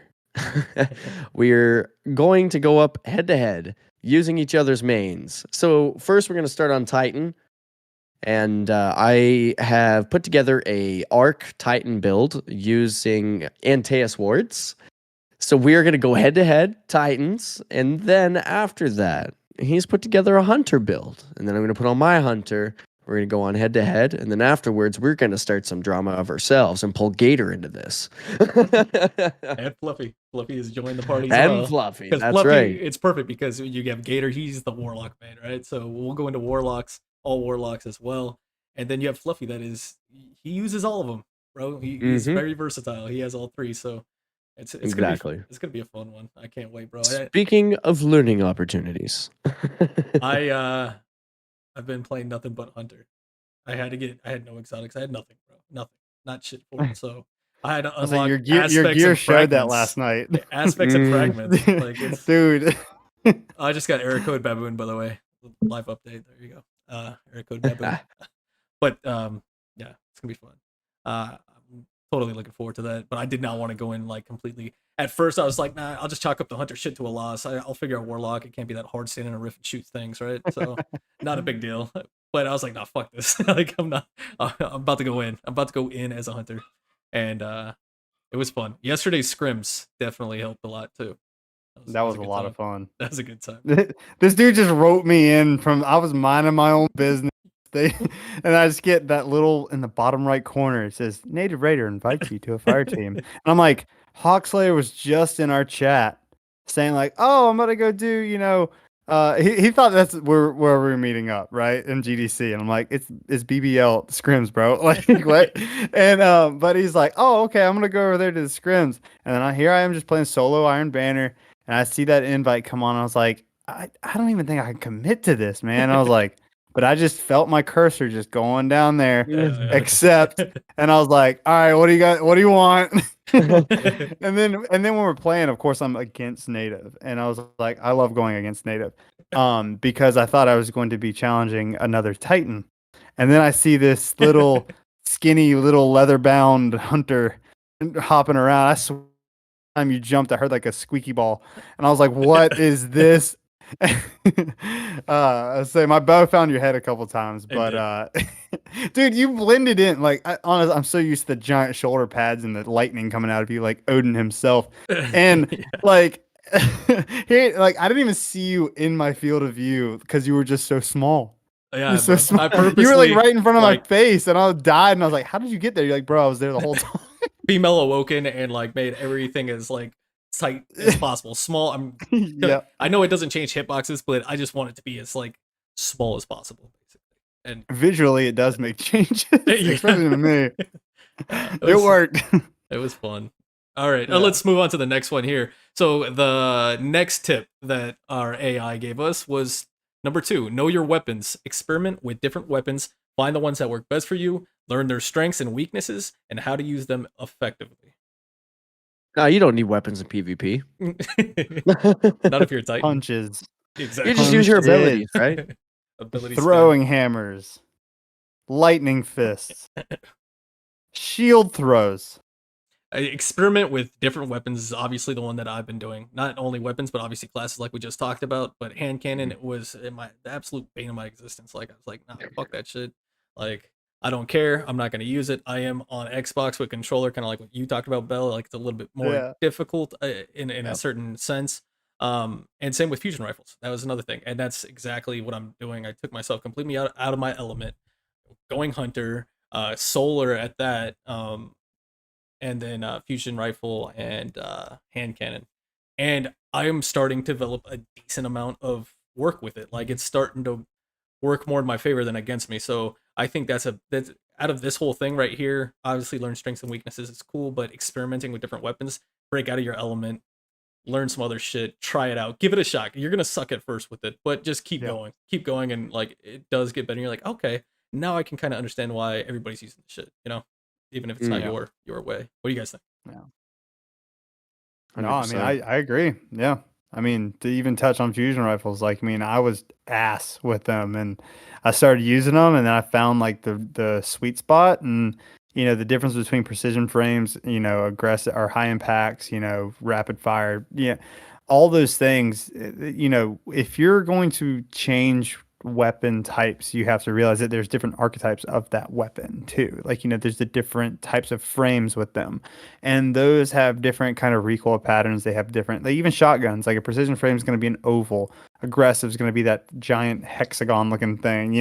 They change these reticles too to kind of help you better know, even like, well, really just the spread of shotguns are kind of the main one. But if you're going to experiment, just do a little research too and figure out like which type of frame is going to match your playstyle as well, because scouts are very different between their frames. Like I used to be a big scout user. My hung jury has a lot of kills on it, and even your TTKs will change with different perks, and that will relate to different archetypes, different frames as well. So just do a little research before you get in there and be like, oh, I'm going to change my weapon. And then I'm like, oh, I'm ass at this. It's like, well, you got to figure out the differences between them too. So. Yeah, for real. If you feel like you're ass at something, go back to tip number 1, right? Reread tip number 1. Yeah. Use them as learning opportunities. Dude, it's like they're all linear. They all go into each other. Tony, you got anything on this one? Or anything you want to expand on? No, not really. It's yeah, I mean, we pretty much kind of said that example with like our challenge. So yeah. Love it. I like this though. This is a really cool idea. Like, I'm not gonna lie. Like, when I saw this on here, I was like, "What is this?" Like, AI is, but I was like, "What are you?" And doing the Chat GBT, and I was like, I did not know that these were actually generated because these are so freaking specific. Yeah, bro, AI is crazy, man. Like, we were joking around with that at work the other day. It's like we're gonna be out of a job soon enough. As soon as this shit starts to catch up with like the technology, And I've been doing a lot of the AI art stuff. Like, you just type in different words and you can tell it what graphic engine you want it in if you want it like 3D and stuff. Like, I don't know. That's just scary, bro. It's cool, man. It is cool, but Yeah. I feel bad for some artists out there, or writers, or anybody Mhm. in like creative aspects. Even like as content creators ourselves. Like this shit's gonna be replaced soon too. It would be just some talking heads. That's been Yeah. visually represented, and they got a fucking perfect script, and it's just killing it. And we're over here like scratching our Titan heads, like It is cool. I like this. Let's go to number 3 here. Learn the maps. Knowing the layout of a map and where the best vantage points can give you a huge advantage. This is something I think, Correct. Sweaty, that you definitely talk on a lot in the importance of Mhm. this stuff. Like, what do you think? Oh, absolutely. I mean, I'm trying to think of the name. I think it's Radiant Cliffs. Is it Radiant Cliffs? No, it's not Radiant Cliffs. Okay, Where's I'm back. Toilet? Yeah, yeah. That was scary. No, it's Okay. no, sorry. Fucking goddamn I mean, we Destiny only talk maps. about it and bring it up every time. Endless Veil. Endless Veil, right? Endless Veil. Let's Thank you. go. Thank you. Thank you. Thank you. So there's a certain specific spawn. Now, I don't know. One of the, well, no, I don't know how to describe which particular spawn it is. It's not the spawn that has the gray wall behind you. Right. So when you spawn in, you turn around, there's like the gray clay Mhm. there rather than the solid, smooth gray wall. So whenever you spawn in there, you turn left, and that's going to take you to that little L-shaped nook that's going to bring you to B-Dom, or where heavy spawns. But what some people don't know is in that little L-shaped elbow, if you can get there, you're a sneaky little invis hunter. You got a sniper on you. You can do a double jump up to this particular vantage point on a rock and crouch down. And all you basically do is just hard lane to the other side, wait for the other team to just start rushing through and just take your shot. And if you miss, you just duck right and do not stay to take a second shot because you're going to be predictable then. So then you have to leave them rotate. But yeah, that's just a nice little vantage point that you can have a huge advantage. Another cool thing too is if you're going up against a floaty warlock boy who likes to stay up high in the air, use the Wings of Dawn, and just sit there and lane with a scout rifle like DMT or something like that. It's a good little spot because they're looking in the main 50-50 meeting areas, or the hotspot areas in the map, rather than the little nooks and crannies of where somebody could be tucked away with a sniper. Certainly advantage if you're invis as well. So, but yeah, that's just an example. Yeah. For sure, learning the maps is huge. I think that's with any FPS, not just Destiny, obviously specifically, but like even Mhm. back in Call of Duty, like you're ass at first, until you get to know the maps, know Yeah. the lanes, know everything about that map, like where you can visually see it and predict things. I Yeah. think that's the big thing, is the predictions, right? Like, Call of Duty shipment map in mid up high. Yep. Yep. Yep. So you learn the camping spots. That's what you do. yeah, man. What's one thing? This is a little bit off topic, but I've always wanted to do this. I wanted to take this is idea from years ago. I wanted to take like some of my favorite Call of Duty maps, or some of the favorite Call of Duty maps. That's another error code, by the way. I'm not even doing shit. I'm just sitting in the tower. Was to sit there and retake that and replicate it in real life for a paintball facility. Some kind of paintball like thing, like to Oh, shit dude. paintball, bro. Like, come on. Freaking. I think someone did that with Nuketown. Did they? Low key, I think someone did that with Nuketown. I think I remember seeing that. Like someone recreated Nuketown and turned it into like an airsoft like arena. Nice. That would be cool, man. Like have a bunch of different maps, Yeah. from video games. Doesn't have to be in one specific video game, and like Dude. have it all themed and decked out like that. Just pay. You know how much foot traffic you'd get with that? It'd be cool. All the gamers like, yo, this is real life now. Yeah, Like we better get this, dude. They'd be coming from everywhere. So if there's any like billionaires out there that want to invest in this idea, hit me up. Like, Yeah. I need a lump sum of cash to get the venue started. Like it would be dope, though. It'd be so fun. Brother Gator might just get that player one experience he's looking for. Yeah, right. Except he wouldn't be able to hang out there. Not with younger guys. He'll just do the same thing he does in scrims, right? Hang back with something long Yeah, range. So with a pulse rifle back there. pulse rifle. That'd be You awesome. joke, but have you seen that man up close with a Traveler's Chosen sidearm? No. That's No, right, because he's up in I the air. I gotta say, I got a bow. We love you, Gator. Always. Looking forward to the games tomorrow too with them. All right. Speaking of which, I'm going to bring this right into number 4. Sorry to cut you off there. No, go for it. I'm going to bring it into number 4. So this is going to say, and I'm going to try to do this. Stay aware of your surroundings. Always be aware of your surroundings and keep an eye out for enemies. Use your radar to track their movements. Pretty good. Pretty good. I get the AI, accent down. It's like Microsoft Sam over here. Right? But yeah, no, stay aware of your surroundings. That makes sense. And, don't look at your feet. And we talked about this before, your passive reticle placement, right? Yep. You don't want your reticle looking at your feet in PvP. It's like, oh, hey, Belle, my toes look... Ooh, I'm dead. Yeah. The radar just thing doesn't work. I think that one pops out mostly. Like for me on this one is obviously this is all about your situational awareness, which is huge in anything. But the radar, that was one thing that I struggled with in this game early on. Like I would always not pay attention to the radar, And now I just over this past year I really focused on getting better at this game, right? In PvP. And that was one of the big ones for me was to pay attention to that radar. Like not just looking at it, glancing at it every once in a while when you see red pop up, using your peripherals, but to actually use it and like turn your character to kind of like pinpoint kind of more where they're at. Cause it's very broad unless you have enhanced radar with exotics or fragments and shit like that. Yeah. But to actually sit there and turn your character in game to where you can kind of get a better, I guess, more precise like location of where they're coming from. Does that make sense to you guys?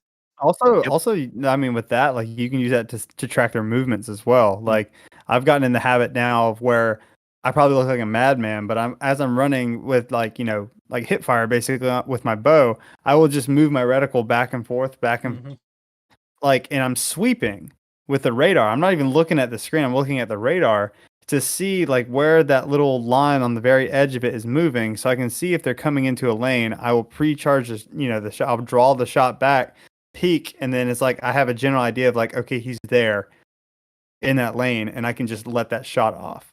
And it's like the radar itself, like also people sleep on Radar Booster, the mod on your weapons, where it comes back faster after ADSing. Yeah. That helps a ton. So don't sleep on that. Like if your handling's good, if your stability's good, if everything is like vibing well without mods, then use that one. Because I started using that one and I'm like, I can actually see where they're at. Or like, once I'm coming out of ADS, I'm like, okay, someone's rushing me from the left side. And I saw that in that like split second faster. So I could react with either trying to disengage or turn around and engage as well. Yeah, like in PvP, if I'm running a sword, I'll throw on the mod that extends your radar reach. Just in the moment that I have a sword, because that's usually the moment that I would need it. Beyond that, I probably don't see myself attaching that one particular mod. But I mean, that's a nuance where that is applicable. Now, there's another nuance that does pertain to this that while you were speaking there, Belle, kind of reminded me of this. But have you ever noticed in Destiny? Let's go to Javelin 4, shall we? Let's go to outside. Let's see. There's a part where you can go right, and then there's a box right there, a wall, and then if you peek, then that's going to lead towards mid to where heavy is, right? Yeah. So there's two different points of view here. You can either look down straight that lane or left, because if you're looking straight, chances are you're taking cover behind the wall. If you're looking left, you're taking cover behind the box. Yeah. There's a reason. It kind of makes a difference here. Let's say you're not taking cover behind the box. You're laning down towards heavy, where they're going to start running out. Maybe somebody's going to sniper or something like that. If you're hard pressed against the wall and not step back and put against the wall, your left arm is going to be the first thing that gets exposed around that corner. Now, why is that important? Why would that small nuance matter? A grenade throw. So, don't peek with your hand cannon because they get a sniper. But you know they're there. You know you got the grenade that'll pull them in. So you only peek enough to just show your one hand and you throw it and you peek back behind cover again. First off, the second you put any pixel beyond that wall, they're going to shoot. So that's a shot wasted. Second of all, if you get the right grenade and it's the right scenario, you might be able to pull them into a bad position. And once you're behind cover, you give it the moment for the grenade to pop. You wait just another millisecond longer, and then you push out. And then you clean them up. And that's all you got to do. But the question is, before you jump that, you really have to ask yourself, am I only cleaning one up? It's very important. So stay aware of your surroundings. Yeah, very important. Anybody listening, basically you just got a picture in your brain. So that was the video portion of this podcast because that was so detailed that I felt like I was there. Well, I mean, if you're taking cover towards anything and your right arm's exposed, you know you're not going to throw that grenade because it always comes out of that left hand. So if you're going to peek and carefully peek, it's usually best to do it from the left side first versus the right. Otherwise, you're just going to be exposing half your body with no use for it. No, that's a good point, man. I never even thought about that. That's awesome. I like that. So, like with a bow, I favor peeking on the left side because on the rack and turn, most bows, your sight window is on the left side of the bow with a bar sticking straight up. So when you're peeking right, you're not gonna see for half that second, and then your field of view is right there on them. So I usually peek from the left, so that way my whole sight is on them, like quicker, or I can see them. Because I don't like that bar being coming out of cover because they can see me at that point. So like I see what you're saying. I didn't know you. Honestly, I'm an idiot. I didn't know you left. Yeah. Well, and that's not to discourage anybody from peeking right either. It's just you need to consider your line of sight and how it works mechanically speaking. So if you're going to peek right, maybe instead of having your chest directly pressed up against the wall, take a couple of steps back, which gives you the freedom of minimally exposing how much you're going to be showing the enemy when you take that peek. Plus, if you allow that space between the wall and your peak point, it also gives you more reaction time to come back to cover if you have to. Mm-hmm. I like it. I do like Yeah. it. It's going to make me start thinking on which side I should be peeking. Which we 'Cause totally usually I just don't give a nailed shit. 5 I'm in the going to just coffin with peek. that. I'm going to just peek, and I'm going to peek, and I'm going to probably re-peek and get killed. So, Yeah. Dude, I'm so bad. I know, I'm so and bad. I tell myself that too, bro. Like every time, like I sit there and I do that ego peek, if you want to call it, you know, like especially with a sniper. Like, I was like, I can get it. This dude ain't shit. I got his ass. This is easy clap right here. Easy. Yeah, Done. nah. And then I'm just like, why did I do that? Like I verbally tell myself, like, Yeah. like you knew you shouldn't have done that. I always say like I should have died there. Yep, that's how that was supposed to work out. Yeah. Echo dilation. Last thing on that one, if you're running void, echo dilation's great. Like that one's got that enhanced radar when you crouch and gives you +10 in mobility and intellect. I pulled it up just to make sure. So yeah, radar. Use your radar. Also, don't sleep on skulking wolf banner weapons either. It'll do the same thing. La fusion. There you go. Double it up right there. Run void and skulking. What if it just gave you wall hacks at that point if you run both? So, I mean, with the conversation that we just had was stay aware of your surroundings, we kind of coupled number 5 being use cover. Don't run out in the open. Use cover to your advantage and peek out to take shots and then retreat back to cover. So, I mean, really in the scenario we were just giving with the left and the right peeking and things like that, I'm pretty comfortable to say that really covers that one. So, if you want to play like a bitch. I'm just gonna. Nah, I'm just kidding. That's smart playing. That's smart playing. But let's slide right into 6. So use your abilities. Imagine being given abilities in Destiny 2 and never using them. Surplus. Your abilities can be powerful tools in PvP. Learn how to use them effectively and don't be afraid to use them. Don't be afraid to use them. I'm going to speak to that one immediately. because I'm sure you're gonna find, Raider, that if you foolishly use an ability as a hunter out of churn, you're not gonna have it when you need it. What do I mean by this? Well, okay, so now, of course, this is strictly perspective because I'm sure that maybe Fluffy might feel a little bit differently because he likes the feel of a certain different exotic. But as an example, I don't like to do a dodge before an engagement, usually for any reason, even if it does give me some sort of a handling bonus or anything like that. For some odd reason, it just doesn't feel natural to my playstyle. So I typically like to veer towards like passively active neutral game type exotics, and I'm not meaning to call Fluffy out directly in this point or anything like that. He tends to like Dragon Shadow, so he likes that boost to handling, and it does complement his playstyle very well. Certainly with his favorite fusion being in the stasis slot, but it just doesn't feel right to me, and I never could get used to that one particular exotic. So I tend to float towards something else like oh my gosh, I'm brain farting right now because I can't remember the name of it. Boots helps me. It's not Stompies.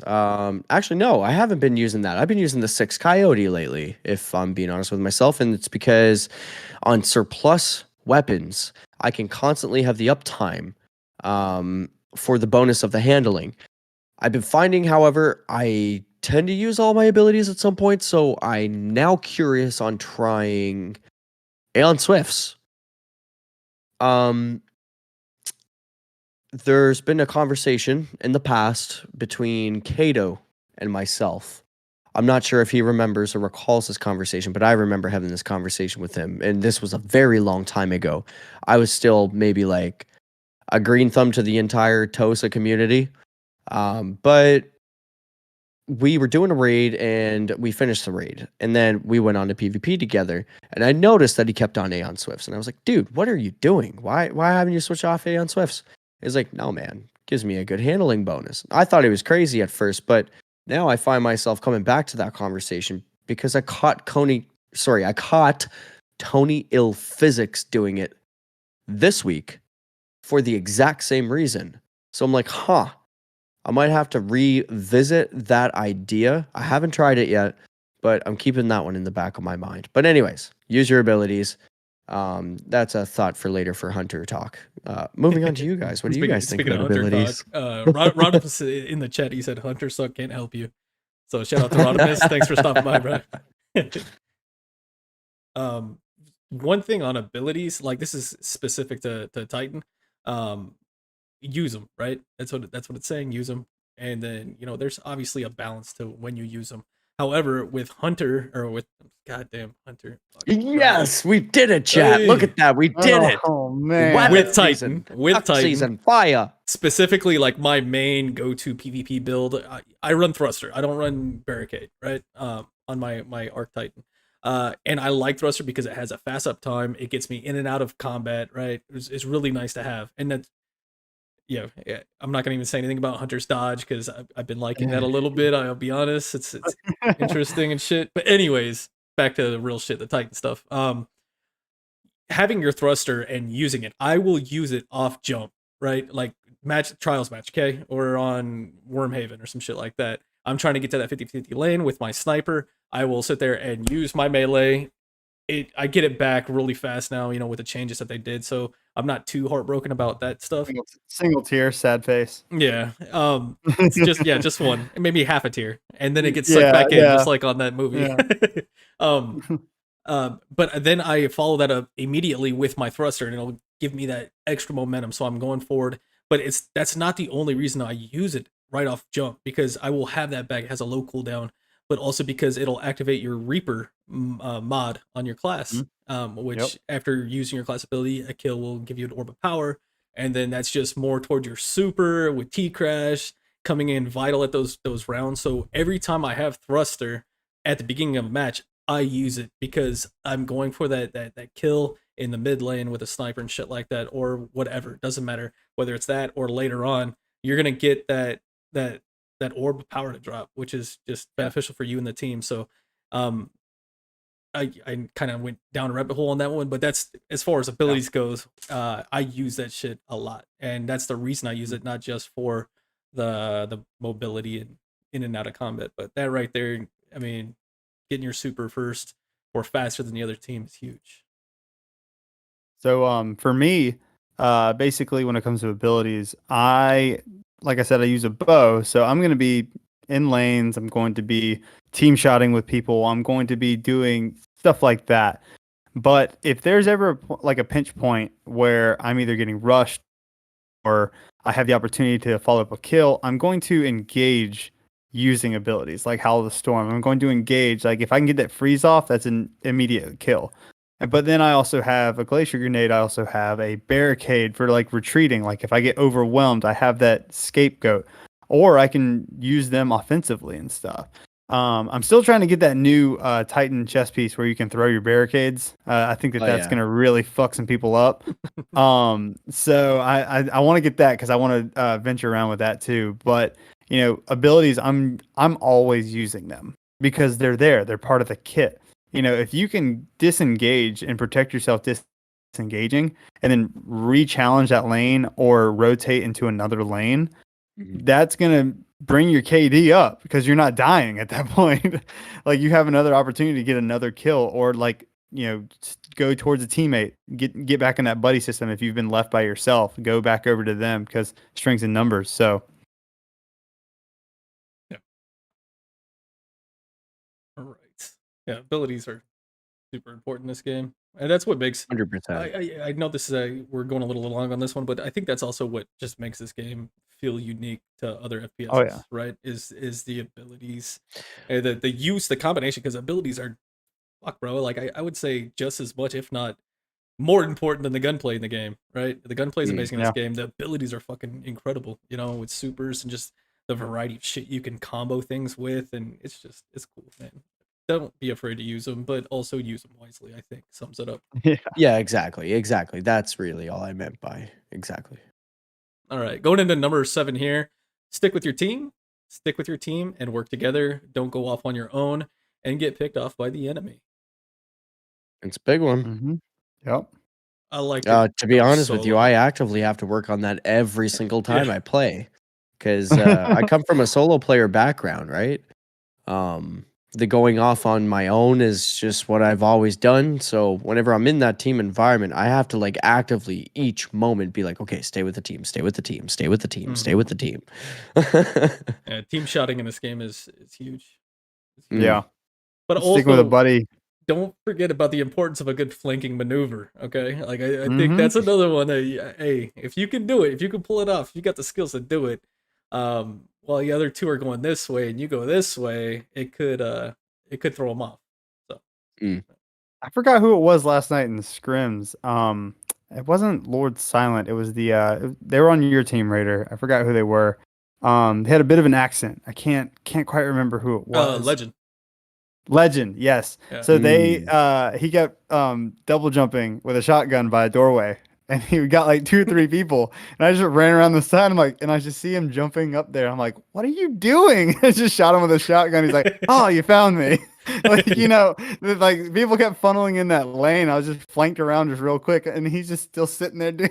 Yeah, flanking is important. Good. Yeah, that dude was massacring yesterday.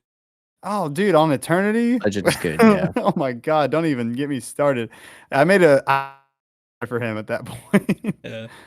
That was awesome. Hey, it was good that him and Moira weren't on the same team. That was the important thing. Yeah. They had to be separated. So. Yeah. You guys got anything else on this one? Sweaty, thoughts? Stick with the team? Easy. No, it's pretty straightforward. Yep. Yeah. Stick with the team. Number 8. Stay calm. PvP can be intense, but it's important to stay calm and focused. Don't let your emotions get the best of you. And I think you definitely always hit on the tilting aspect, right? Because I mean, we're all bad for it. Don't get me wrong. Yeah. Like everybody's gonna have their moments. You're gonna hear it. It's gonna bleed through. What matters though is what you do about it after the fact. Do you allow it to continue through your games, or do you say, you know what, boys, I'm really sorry. I lost my top there, and I just need a moment, and I'll come back, and we'll be gravy. Yep. Right? And Bell, Simple as that. you talked about it earlier too, right? Like when you just Yeah. you don't want to gather yourself right first before Yeah. everything. You're Yeah. just It's talking like, about it. if you got a couple bad games, you know, look inside yourself before you even get into a chat. If you're not in the right mindset because this is a very social game. If you're Mhm. playing with a community, very social game. If you're playing with BlueBerries or the game chat off, then you can just talk shit all you want to. You know what I mean? They ain't gonna hear you. But like, if you're like, especially like in scrims or something like that, we're all together. We all play together all the time. It's like if you feel yourself like you're about to lose your top, maybe be like, hey guys, I'm gonna sit out for a game. Mm. I'm gonna go get some water or something like that. Just collect yourself and come back because once it starts bleeding through, we are a community of bunch of people that just really enjoy playing with each other. And if you continue on that path of like just being like that, it's not like we're gonna see you in a different light, but it's like, bro, like, come on, take a chill. Like, it's all right. Mm.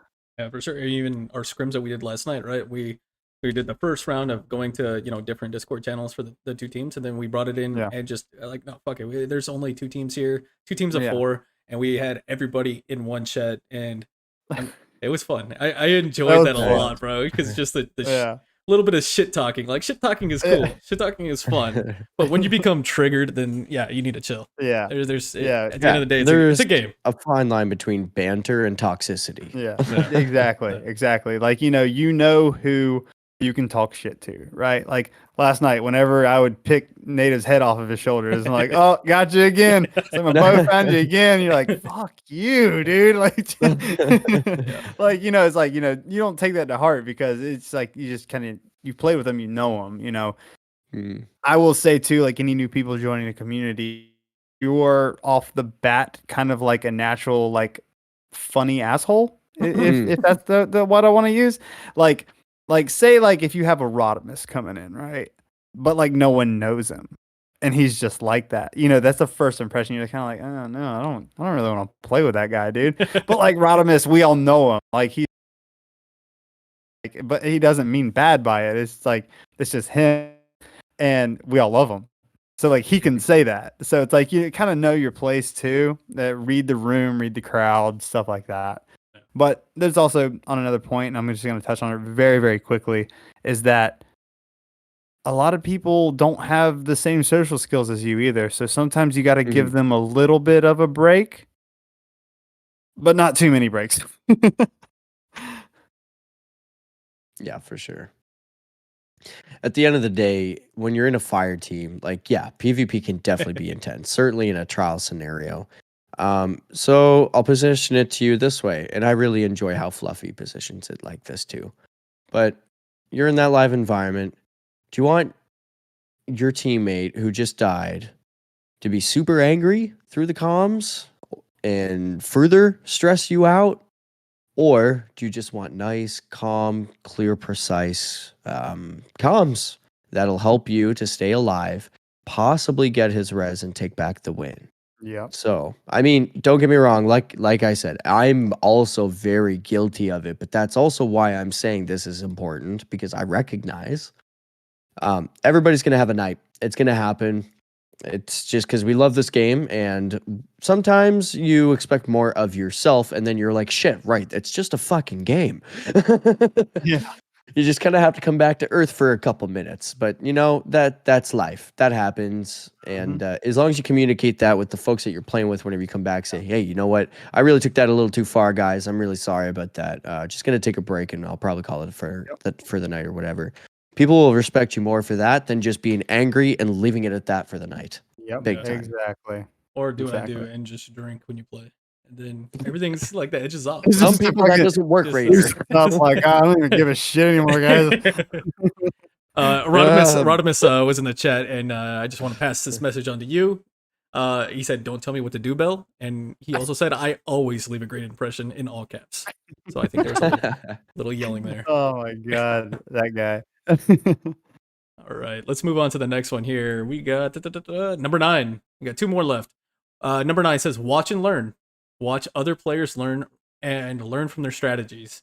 You can pick up some great tips and tricks by watching others play," which is absolutely factual, man. Like, it is crazy true. And I'm gonna just start this one off real quick because doing the hunter thing, I've played against you, Sweaty, and I've seen some of your tactics, and I've played against Moira, which is both of you guys are very good PvP hunter mains, right? And so with me and my little journey down this ugly hunter thing, right?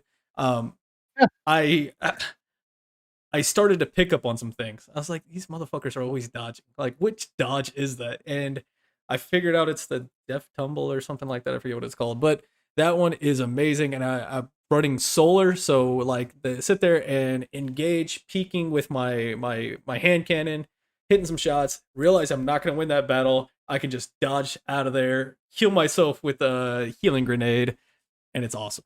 It's pretty cool. I'm not gonna lie. I do like that, and I've learned that from playing And to against boot, you. if they chase you, you got a throwing knife you can one shot to the face with. That's exactly where I was coming up next, and I was able to do that against Moira. That was my goal yesterday in scrims, was to get Moira back for the amount of blades that's hit my Titan face over the scrims that we've done with the community, and I did. I think I got him once or twice. And it was, wait, that was your goal? It was satisfying. That was your goal? Because it found my face a couple times too. You were practice. You were the practice target. Yep. Okay. All right. I see what it You is. were the mini boss to the main boss. The mini boss. I'm that one yellow bar with a fucking That's awesome. But yeah, watching and learning is huge. I think that is definitely a thing, you know. And I don't watch streamers very much. I just don't have the time for it, stuff like that. But I have done a little bit here and there, and there's definitely things you can pick up on. And watch when you die in trials, bro. Watch your other teammates. You know what I mean? If you don't have comms with them to where you're not trying to make call outs or whatever, watch your other teammates and see what they do. You know what I mean? Especially if it's a teammate that's popping off. You know what I mean? Like you can definitely learn some things. Shout out to the J Man on Twitter. It's a guy that I follow, but he shared a clip, and I think he was playing some solo trials, if I'm not mistaken. He was playing with randoms, and one of them let off a Cloud Strike shot and got all 3 in one. And the clip is of him just hyping this guy up for the shot. He starts low and slow, and he goes, "Oh," and then he just rams on. I was like, I'll hike in the mic, and it just blitzed through, and then he stops, and then he goes, "Good shot, man," and just like nice and gentle. And he goes, "Thank you." He's like, "You heard that? Yeah, that was for you, man." Like, I love that clip. It made my week. So shout out to J Man. Danger said, "I always make sure to tell people I'm gonna burn the house down if they beat me."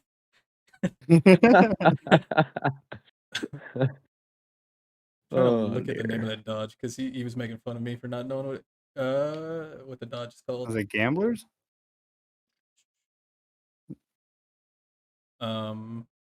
Probably Gamblers. Yeah, I think so. Yeah.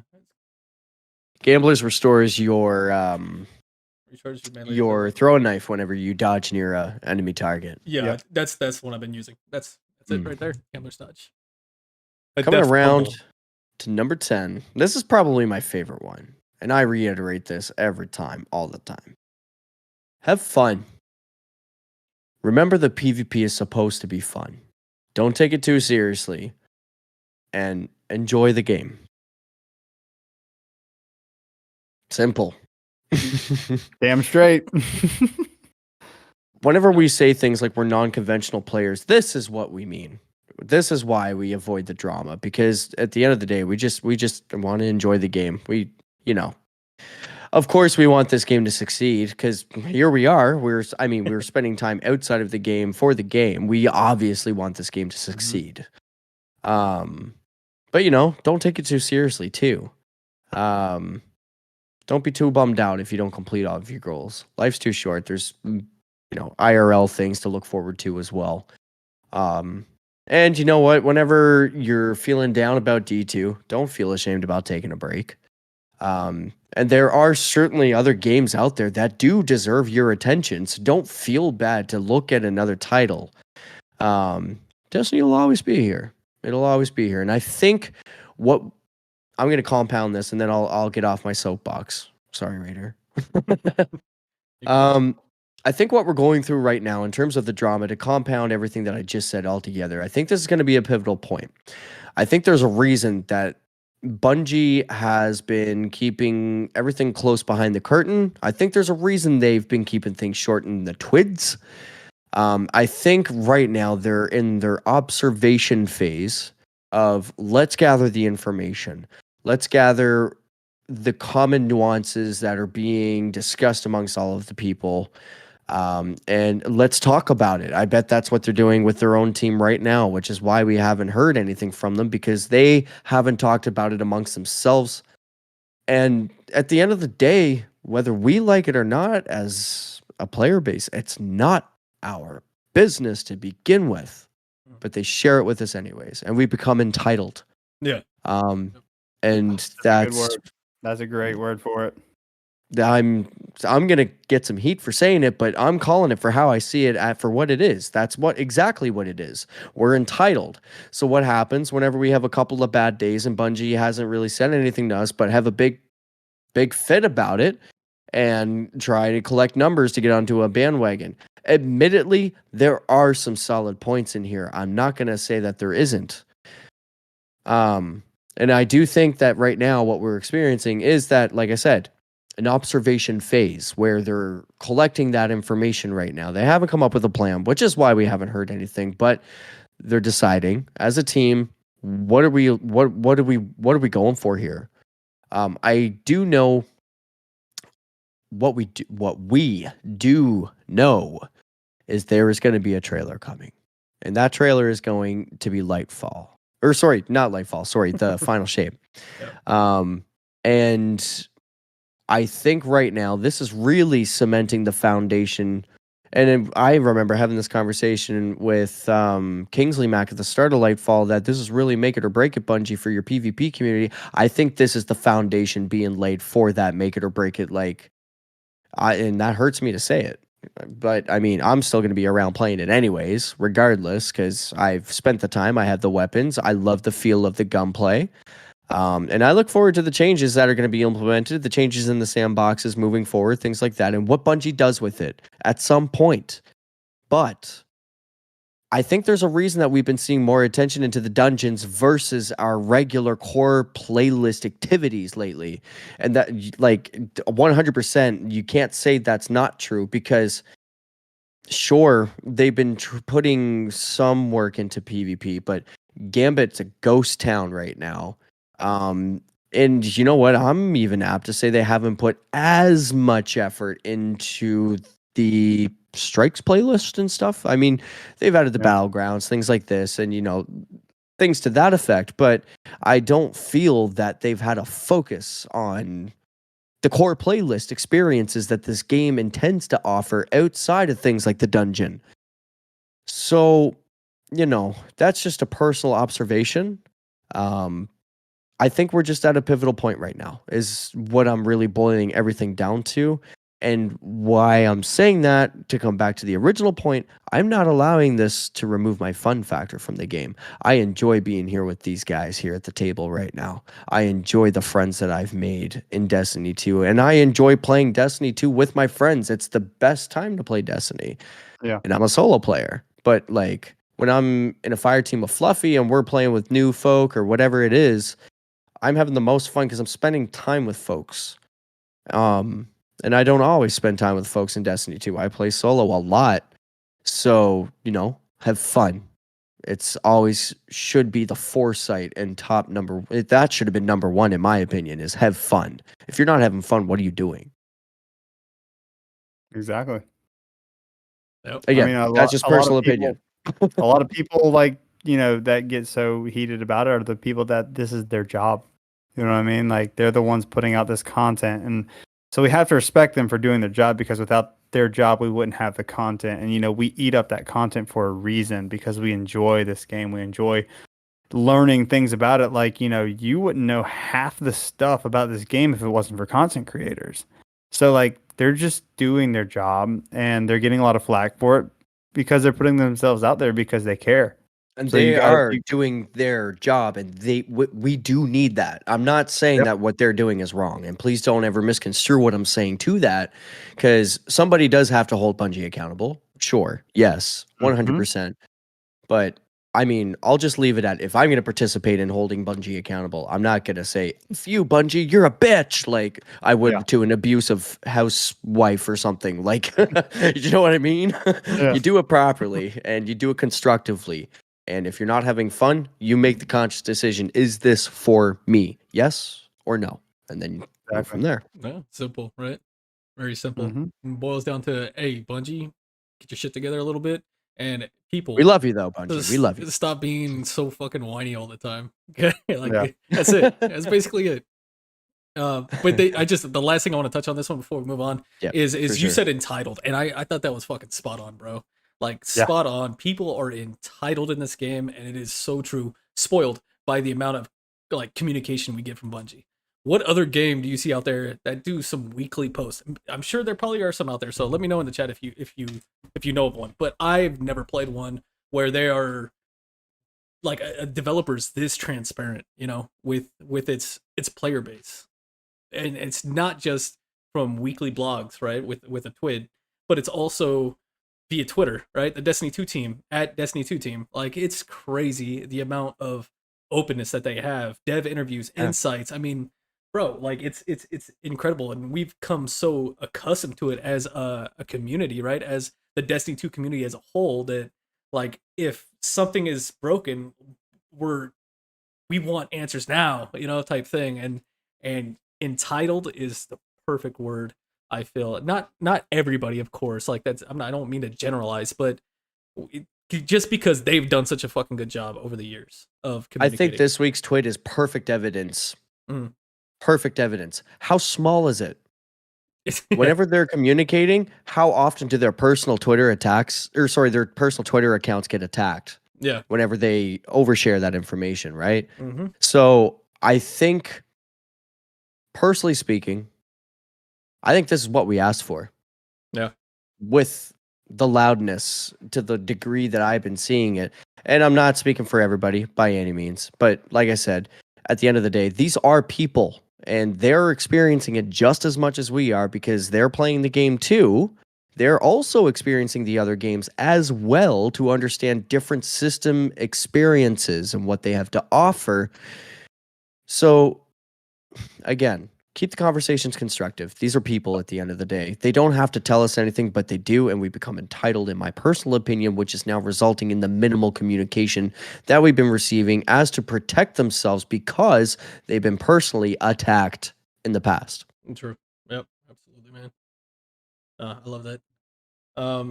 So yeah, there it was, guys. That was all AI. I know we kind of strayed a little bit on that last one. See what the robots did we to kind us? of went back into the Destiny drama, but I think it was good conversation. But AI had Bungie's some at Chat GPT right now, like typing in those things just to trigger everybody. Chat PTP. I gotta say, as a whole, this top 10 list that Chat GPT like made for us to talk about on this episode, solid, bro. Solid list. Knocked it right out of the park. Big time. List. AI taking over 100%. I did ask the AI a couple other questions. I don't think we're gonna get into it. There was one where I asked like, what was the best weapons to use in PvP for Destiny, right? In Crucible. And it came back with kind of a bullshit answer, like, oh, it's always changing, it's always this. Make sure you know, read the updates and all this kind of stuff because it's constantly changing. So I was like, okay, cool. Not putting that in the show notes. Fuck you. And then the other one I did was, what's the best class to main for PvP in Destiny 2? And it came out with a list, but it basically said you should play Titan. Yeah, it says it right there. It says you should play Titan. Right underneath the part where it says you do you, boo boo. It says actually not do Titan. Yeah. P.S. P.S. Titan number 1. I got my readers on, right? He's like, are we reading the same thing? It basically quick synopsis of it. It just said like they're all kind of different. Not edited right now. Yeah, they're all kind of different. Titans, tank class, warlocks, spellcaster, hunters, lame, and that's just what it really said. I wasn't too much into it. But it did finish with, ultimately, the best class to main in Destiny 2 PvP is subjective and dependent on your personal playstyle and preferences. It's worth experimenting with each class to find out which one aligns with your preferred playstyle and offers ability strategies to resonate with you. Which was cool.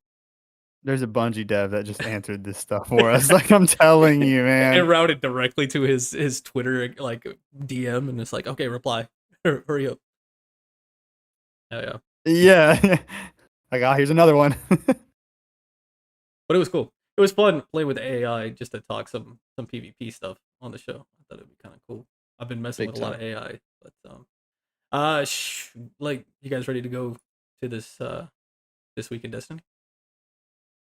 Let's get this over with. All right, prepare yourselves. Basically, fishing loot, right? Throne World. I haven't even done the finish that quest. I got it from Hawthorne. Either. Yeah. I'm gonna probably try to do it tonight before bed, just to see what's up with it. I heard a lot of people talking about it. Possibly he's gonna tie into an exotic weapon or something. Yeah. I'm not sure. Something that got leaked or something like that. Yeah, not sure, but yeah, go do that shit. Get your fishing on, get the loot. It's on Throne World. Talk to Hawthorne first. Bungie Day Giving Festival. They're getting that kicked off on Thursday, July 6th at 10 a.m. Pacific Standard Time, and we'll have prizes and stuff like that. It's part of their Bungie Day Giving Festival. Player support report. Bunch of known issues. Not a super long list, but there's known issues. Namely, Helm of Save 14. Exotic Helm is not functioning as expected. Is there any of those that you guys want to hit in that? Everything else is just kind of whatever, as far as what we typically talk about. No? All right, moving on. Movie of the week, art of the week, and that was it. Timon was the one that wrote the twab this one. The movie of the week was actually kind of cool. I don't know if you guys saw that. But it's just called Where's Twid, right? Where Twid. That you see everybody posted when they're late on dropping the Twid. And it said a close look behind the scenes of what the at Destiny 2 team has to bring you. And I just like this one. It was from some old movie. I don't know the movie, but it looked like just an old movie, and it was a leprechaun, right? That was just, strolling through the forest and shit like that. And on it had the text on it that followed it around that said Twid, and then it had at the at Destiny 2 team that was like the grizzled like lumberjack trying to find the leprechaun, right? Trying to like locate this leprechaun. The leprechaun's like swinging and on a vine and all kinds of. Like, it was good. I just wanted to shout that out. That was pretty awesome. And that's how they get the Twid. They gotta hunt leprechauns in the forest. Pretty cool. That's it for the Twid. There was another thing that they had a community focus on Giorno Gaming. There's a whole text-wise wall that they go into and kind of interview Giorno Gaming. So check that out if you're interested. Shall we just jump straight into questions, or do you guys want to take a quick break? Let's take a quick break and then we'll dive into questions from the community right after this.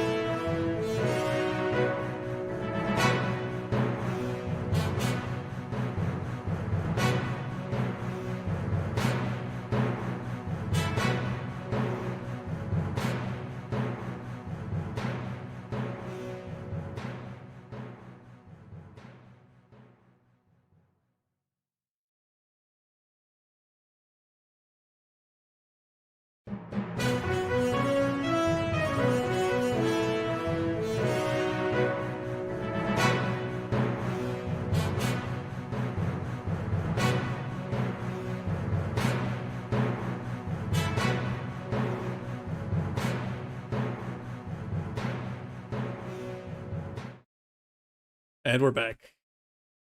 So, time for questions from the community. Do you want to lead off there, Sweaty? Yeah, sure, man. All right. So we're going to start with some of our questions for the show in our Discord channel. So let's take a peek. If you would like to leave a question for the show, be sure to join our Discord, link in the description below. Let's see here. All right, let's go with this one. Senor Rafi, question for the show. Can blind people see their dreams?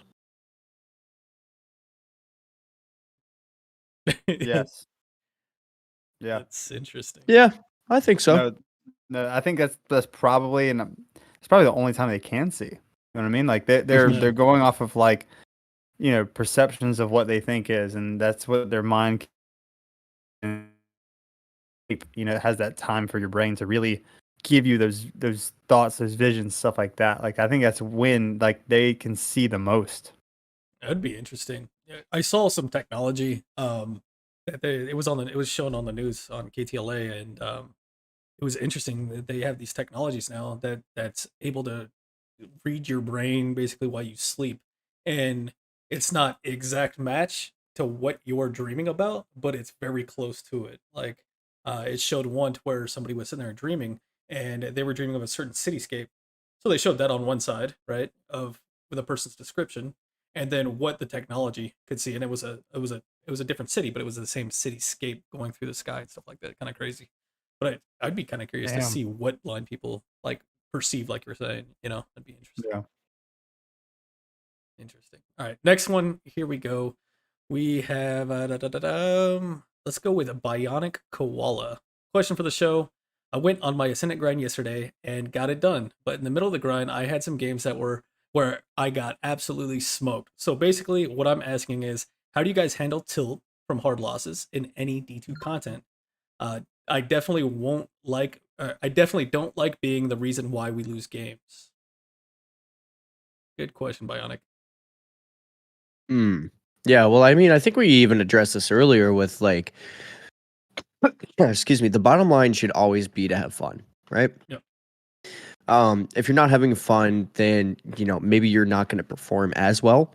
If you're feeling discouraged, maybe it is time to take a break. Whatever it is that each individual needs to do in order to cope. But I think at the end of the day, it's just keeping things understandable, keeping expectations light, and just understanding that sometimes it's going to happen.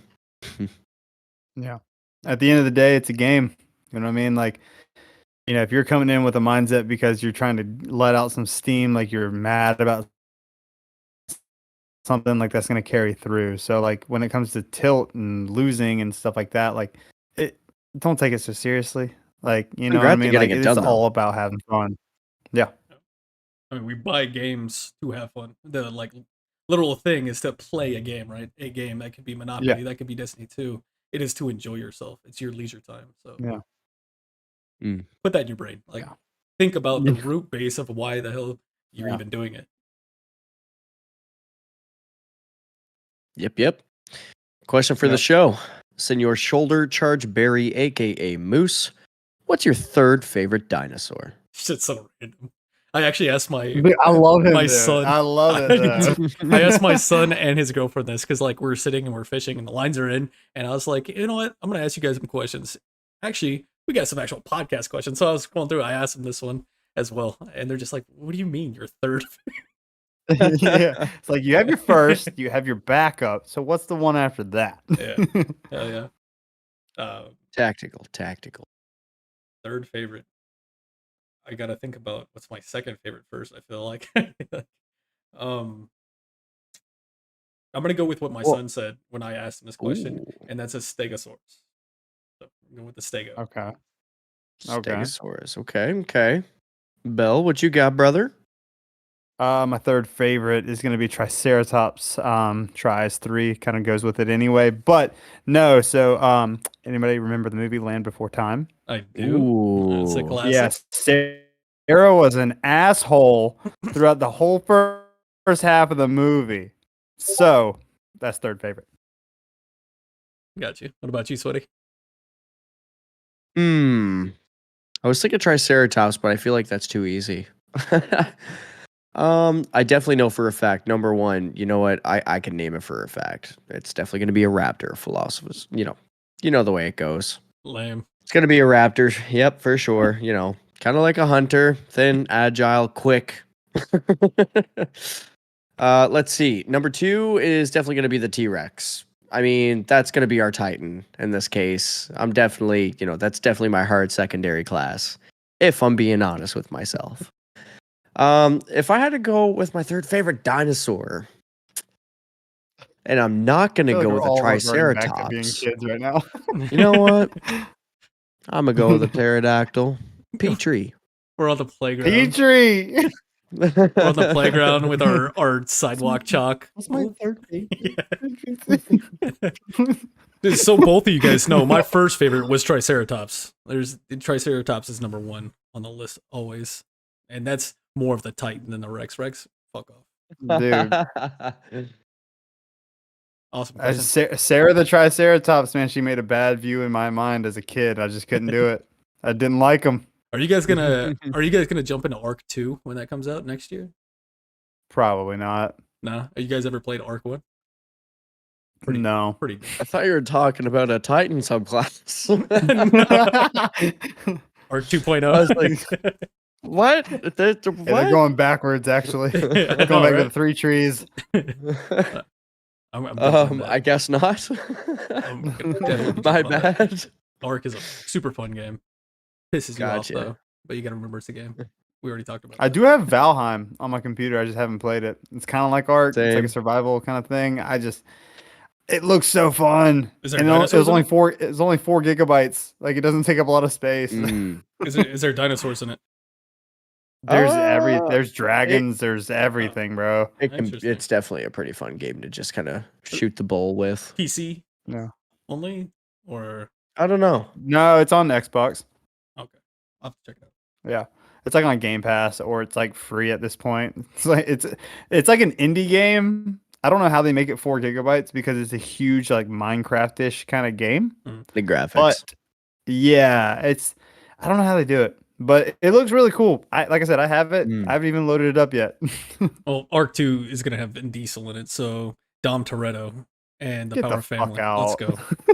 He is the creative, like, they gave him some kind of title in that too. I can't remember what it, like, creative, not director. Family. Some shit like that. He's actually in the game, bro. He's in the game. Family man. Dom Toretto. Let's go. Racing Raptors and shit. Yeah, he's got like a Dodge Challenger racing Raptors and shit. It's a Raptor with a blower out the top. Like, god damn. I live my life a quarter mile at a time. Hell yeah. Okay, it's my turn to pick one, huh? Let's see. Chef BlueBerry, aka Danger Powers. What's one PvE weapon perk that makes you keep the weapon? What's one that makes you trash it immediately? Same question applies for PvP too. What you guys got? It's a good question, actually. PvE weapon perk that makes me keep the weapon. I'm going to say explosive payload on a bow. Moving target as well on a bow, actually, definitely. So those are two definite keeps. Really, just any weapon, doesn't have to be a bow, but I like them specifically on bows. Okay, don't judge me. What makes me throw them away for PvE? I'm going to say, I can't even think of one off the top of my head immediately. It really depends on what it's paired with, and that's really the biggest thing. But that's a good question. I'm not really sure about that one, if I'm being honest. Not off the top of my head, anyways. Because I pretty well consider just about everything. Oh, let me see. No, that's a really good one. That's a really good one, too. That's also a really good... Oh, gut shot straight. Yeah. Gut shot straight. Yeah. That's one that I'm like, no. Thresh is another one that I'm like, no. I see the nuance use for it, but it never comes in handy, so I never use Thresh. That's a trash one immediately for me. Yeah, we have so many ways of getting super energy. Yeah. Yeah, so I guess that's an example. Now for PvP, let's see. 2 keepers, Eye of the Storm, absolutely, and Rangefinder, easy. Throwaway, gut shot straight. Let me see. Harmony, I guess, for me, not because it's not good, but because I can't get the feel of it yet. I like it. What about you, Bell? For PvE, I will definitely keep anything with incandescent on it. It is great scorching. I usually run Solar Titan in PvE anyway, so it allows me to get another sunspot. So incandescent, especially enhanced incandescent, if you can craft it, is awesome. Um, the one to throw away is going to be on PvE is going to be Turnabout. I just don't, you're not breaking shields to a lot of things in PvE.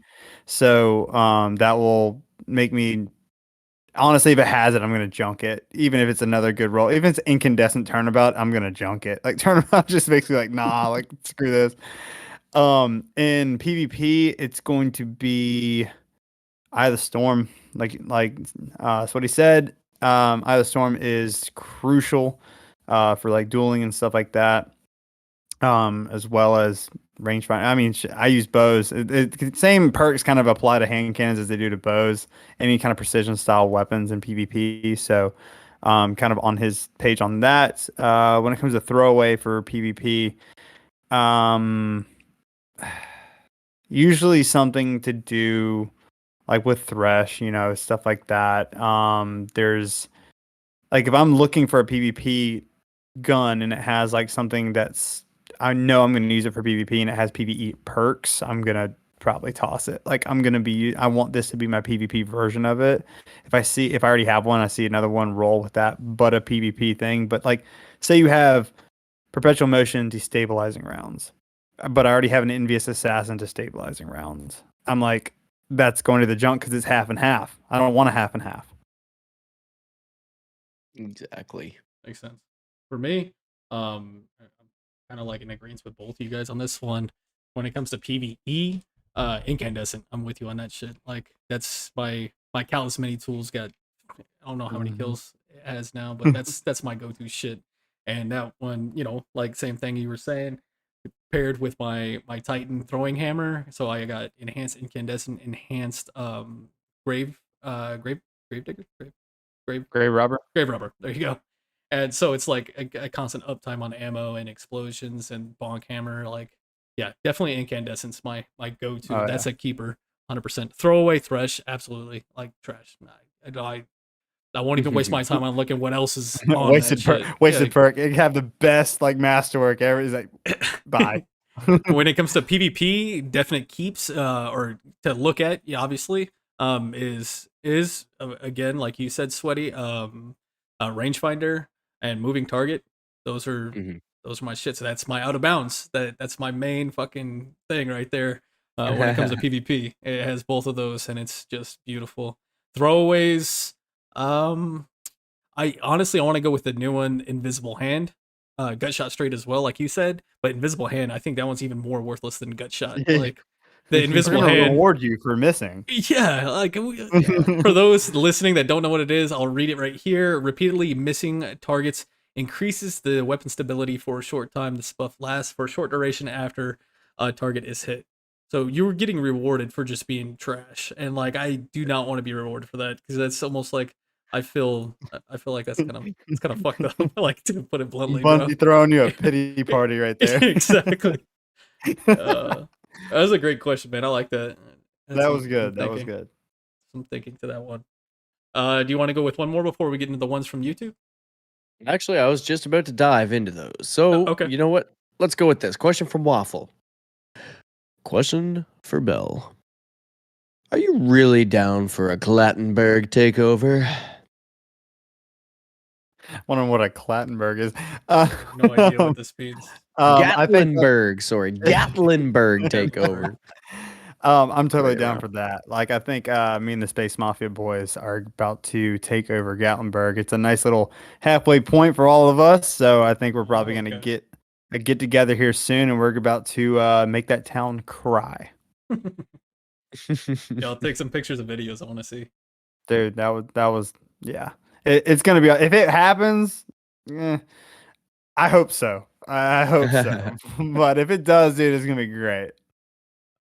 We got these are all from the live chat now that we're doing here. Question from Raph. Question for Bell. Do you ever stop talking with lots of emojis here? I'm glad he put the emojis. That helps. It does. Softens. No, I mean, honestly, no. It's part of the ADHD. Like, I will just keep rambling. I will give you every detail over one small thing. And I'll just give you all the details about it, how it got there, what it's going to happen, that rock, where it's going to go later. Like, it's going to be some crazy shit like that. But that's what makes me me. And so he has to deal with it. So he's probably tired of it at this point. Listeners are going to hear this, one time, or however many times you're going to listen to it. But it's not like him. He hears me every day. So he's probably sick of me at this point. It's exactly what is wanted for a podcast is somebody that can talk though. I mean, come on, bro. This is perfect. Hey, I'm here for you guys. All right. Question from Waffle. Question for Bell. And I'm curious about this one. Is it true that you once ate an entire pack of Oreos and washed it down with orange juice? I don't know what he's getting at because we never had this conversation. But there was a time, and this is actually really strange. There was a time when I first figured out that they made golden Oreos. And he probably just, honestly, this is what's weird about this. He put this in there as just a joke, right? Nothing, no backing behind it, nothing like that. But there actually is coincidence enough. So I figured out what golden Oreos were. The vanilla Oreos. Yeah, And I think I see where you're going with this. Dude, I loved orange creamsicles when I grew up, and I was like, what if I dip these motherfuckers in orange juice? And guess what? It's delicious. Everyone should go try it. It has the orange juice has to have the pulp or fresh squeeze is the best. I'm gonna have to take you heard a it trip here to the first. store. That does sound People are good. gonna be like, this Ornsicle. dude's fucking crazy. All right. I don't know. I've heard application of taking a banana and using a hot dog bun toasted with a little bit of what's the hazel spread stuff, and then peanut butter and jelly? No. It's a hazel spread. I forget what it's called. Nutella. Nutella. Yes, thank you. It's a Nutella, and then they said peanut butter. Just a small little bit of honey in the top, and then they just topped it basically like it was a banana split. Wait. So there's no jelly, but they put honey in there? Just a little like as if it were ketchup. Nutella, Nutella, peanut butter, just a slap a of banana, honey. and some honey. And all right, dude, bro, that sounds amazing. I'm not Toasted, even gonna by the lie. way. Yeah. It ain't even gotta be toasted. Yeah, it's gotta be toasted first. I used to eat fluffernutters like a motherfucker. Like, this sounds amazing. I'm trying to think of how you can even add to that. Like, what about? Nothing. Oh, you could dress it It's any perfect. ways. I got something because the Chocolate sprinkles. toasted bun, it's boring. So how about we do this? We sit there, poke some holes in it with a fork, make it like a French toast, right? On each side in the pan with a little bit of vanilla extract, a little bit of sprinkle of some brown sugar and some cinnamon. Oh. Danger is cussing you out right now, by the way. Okay, Danger, his inner Titan is cooking. Either he's cussing you out because he's like, this sounds stupid, or he's like, this is fucking amazing. Yeah, it's Gordon Ramsay one way or the other, huh? I'll make this even better for you, Bell. You know what? It's not just toasted, it's French toast. French toasted. We're making a bananas Foster hot dog over here, guys. Oh my god, this is amazing. This is amazing. I love This brought to you and sponsored by From Waffle. Thank you, Waffle. All right, next question. This is from Danger Powers. Question for Bell. Goop Troop Raid, 1 spot left.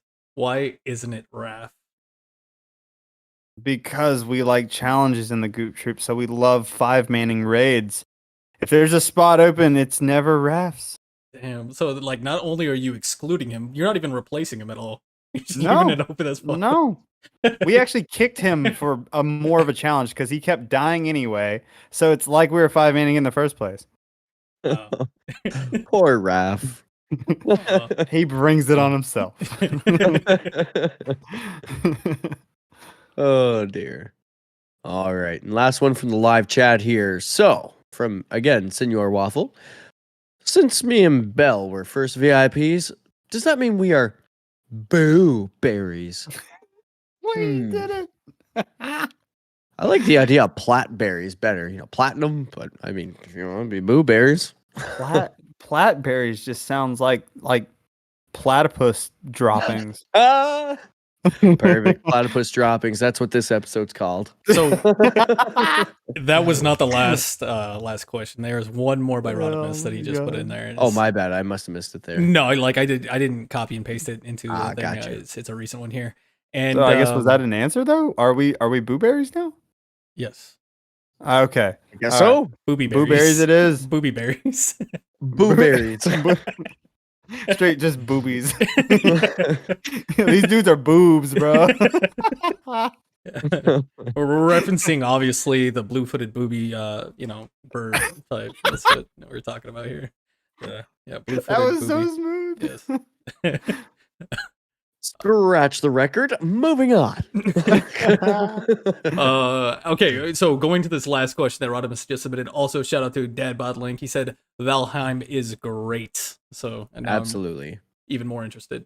But Rodimus asked, if you called your fifth contact rightly now, would they answer? And I'm assuming on your phone, your fifth contact, would they answer?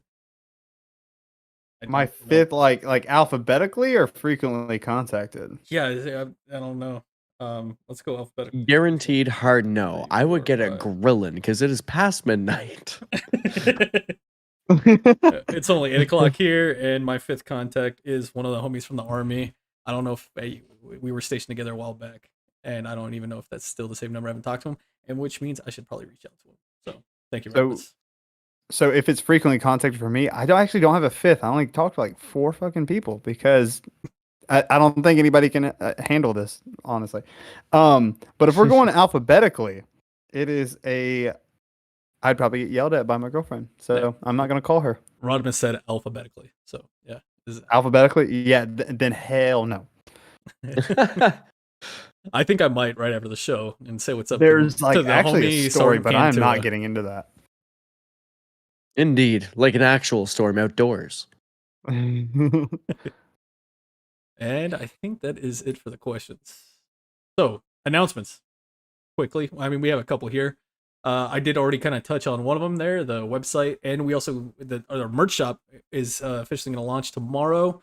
We'll update you guys via Discord in the announcements channel. But working on designs. These are my own designs, so they're probably kind of shitty, but it'll get better as time goes on.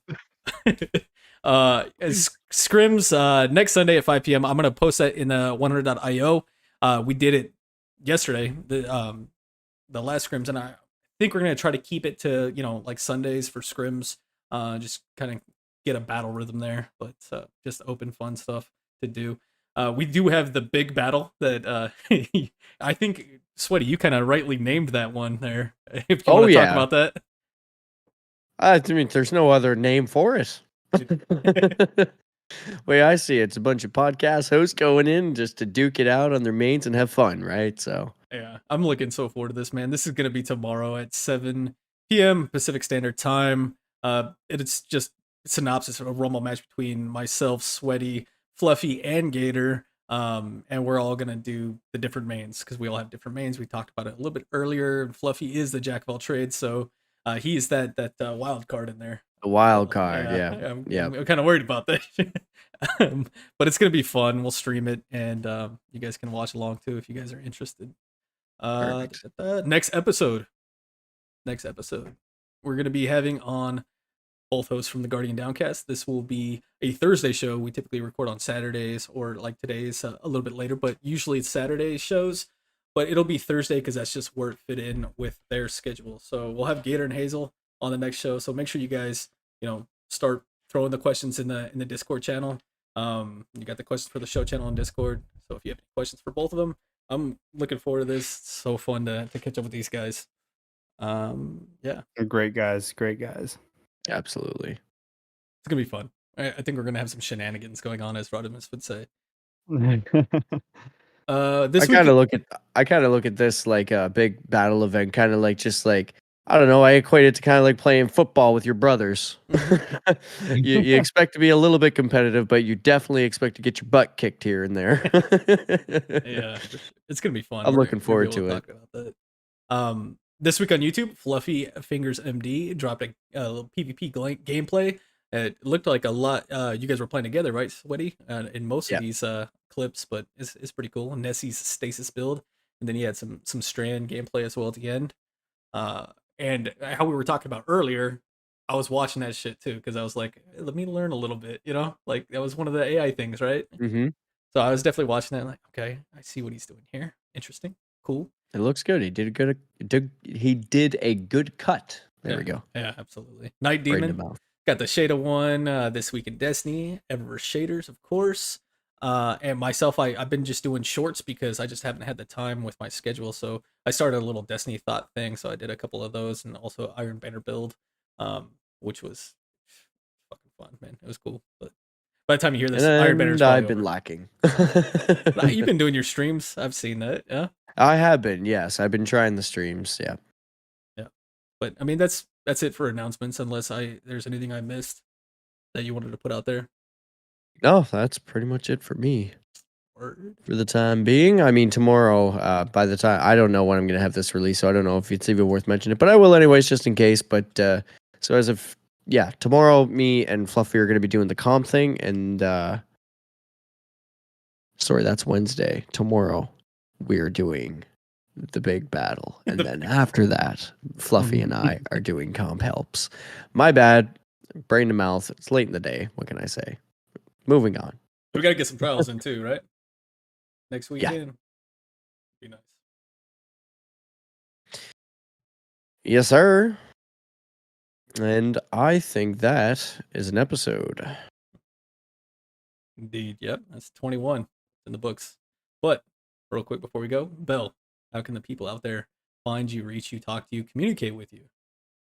I am in all the Discords, Al Sector Alliance. Here I am known as BlueBerry because we like our berries around here. Yeah. Yes, sir. In GDC, I will mainly go by Bell, but we like to change our names around in there. We in the Patreon chat like to figure out the theme of the day, and we like to change our names. Big shout out to everybody that got together for the Friday theme. We chose our not our favorite exotic, but a exotic, and we worked our name into it. Technical came up with mine. It was R Bellist, and it was amazing. I couldn't even think of it myself, dude. I put myself as Bell Cannon for the like first half of the day. I was like, oh, that's so original. But dude, there were so many creative ones in there, man. Like everybody, it's like everybody's pulled out the stops. Like, nah, we're gonna do it. So you can find me in there. I go by Bell. Type in Toll the Bell. I finally got my username locked in. It's just Toll the Bell.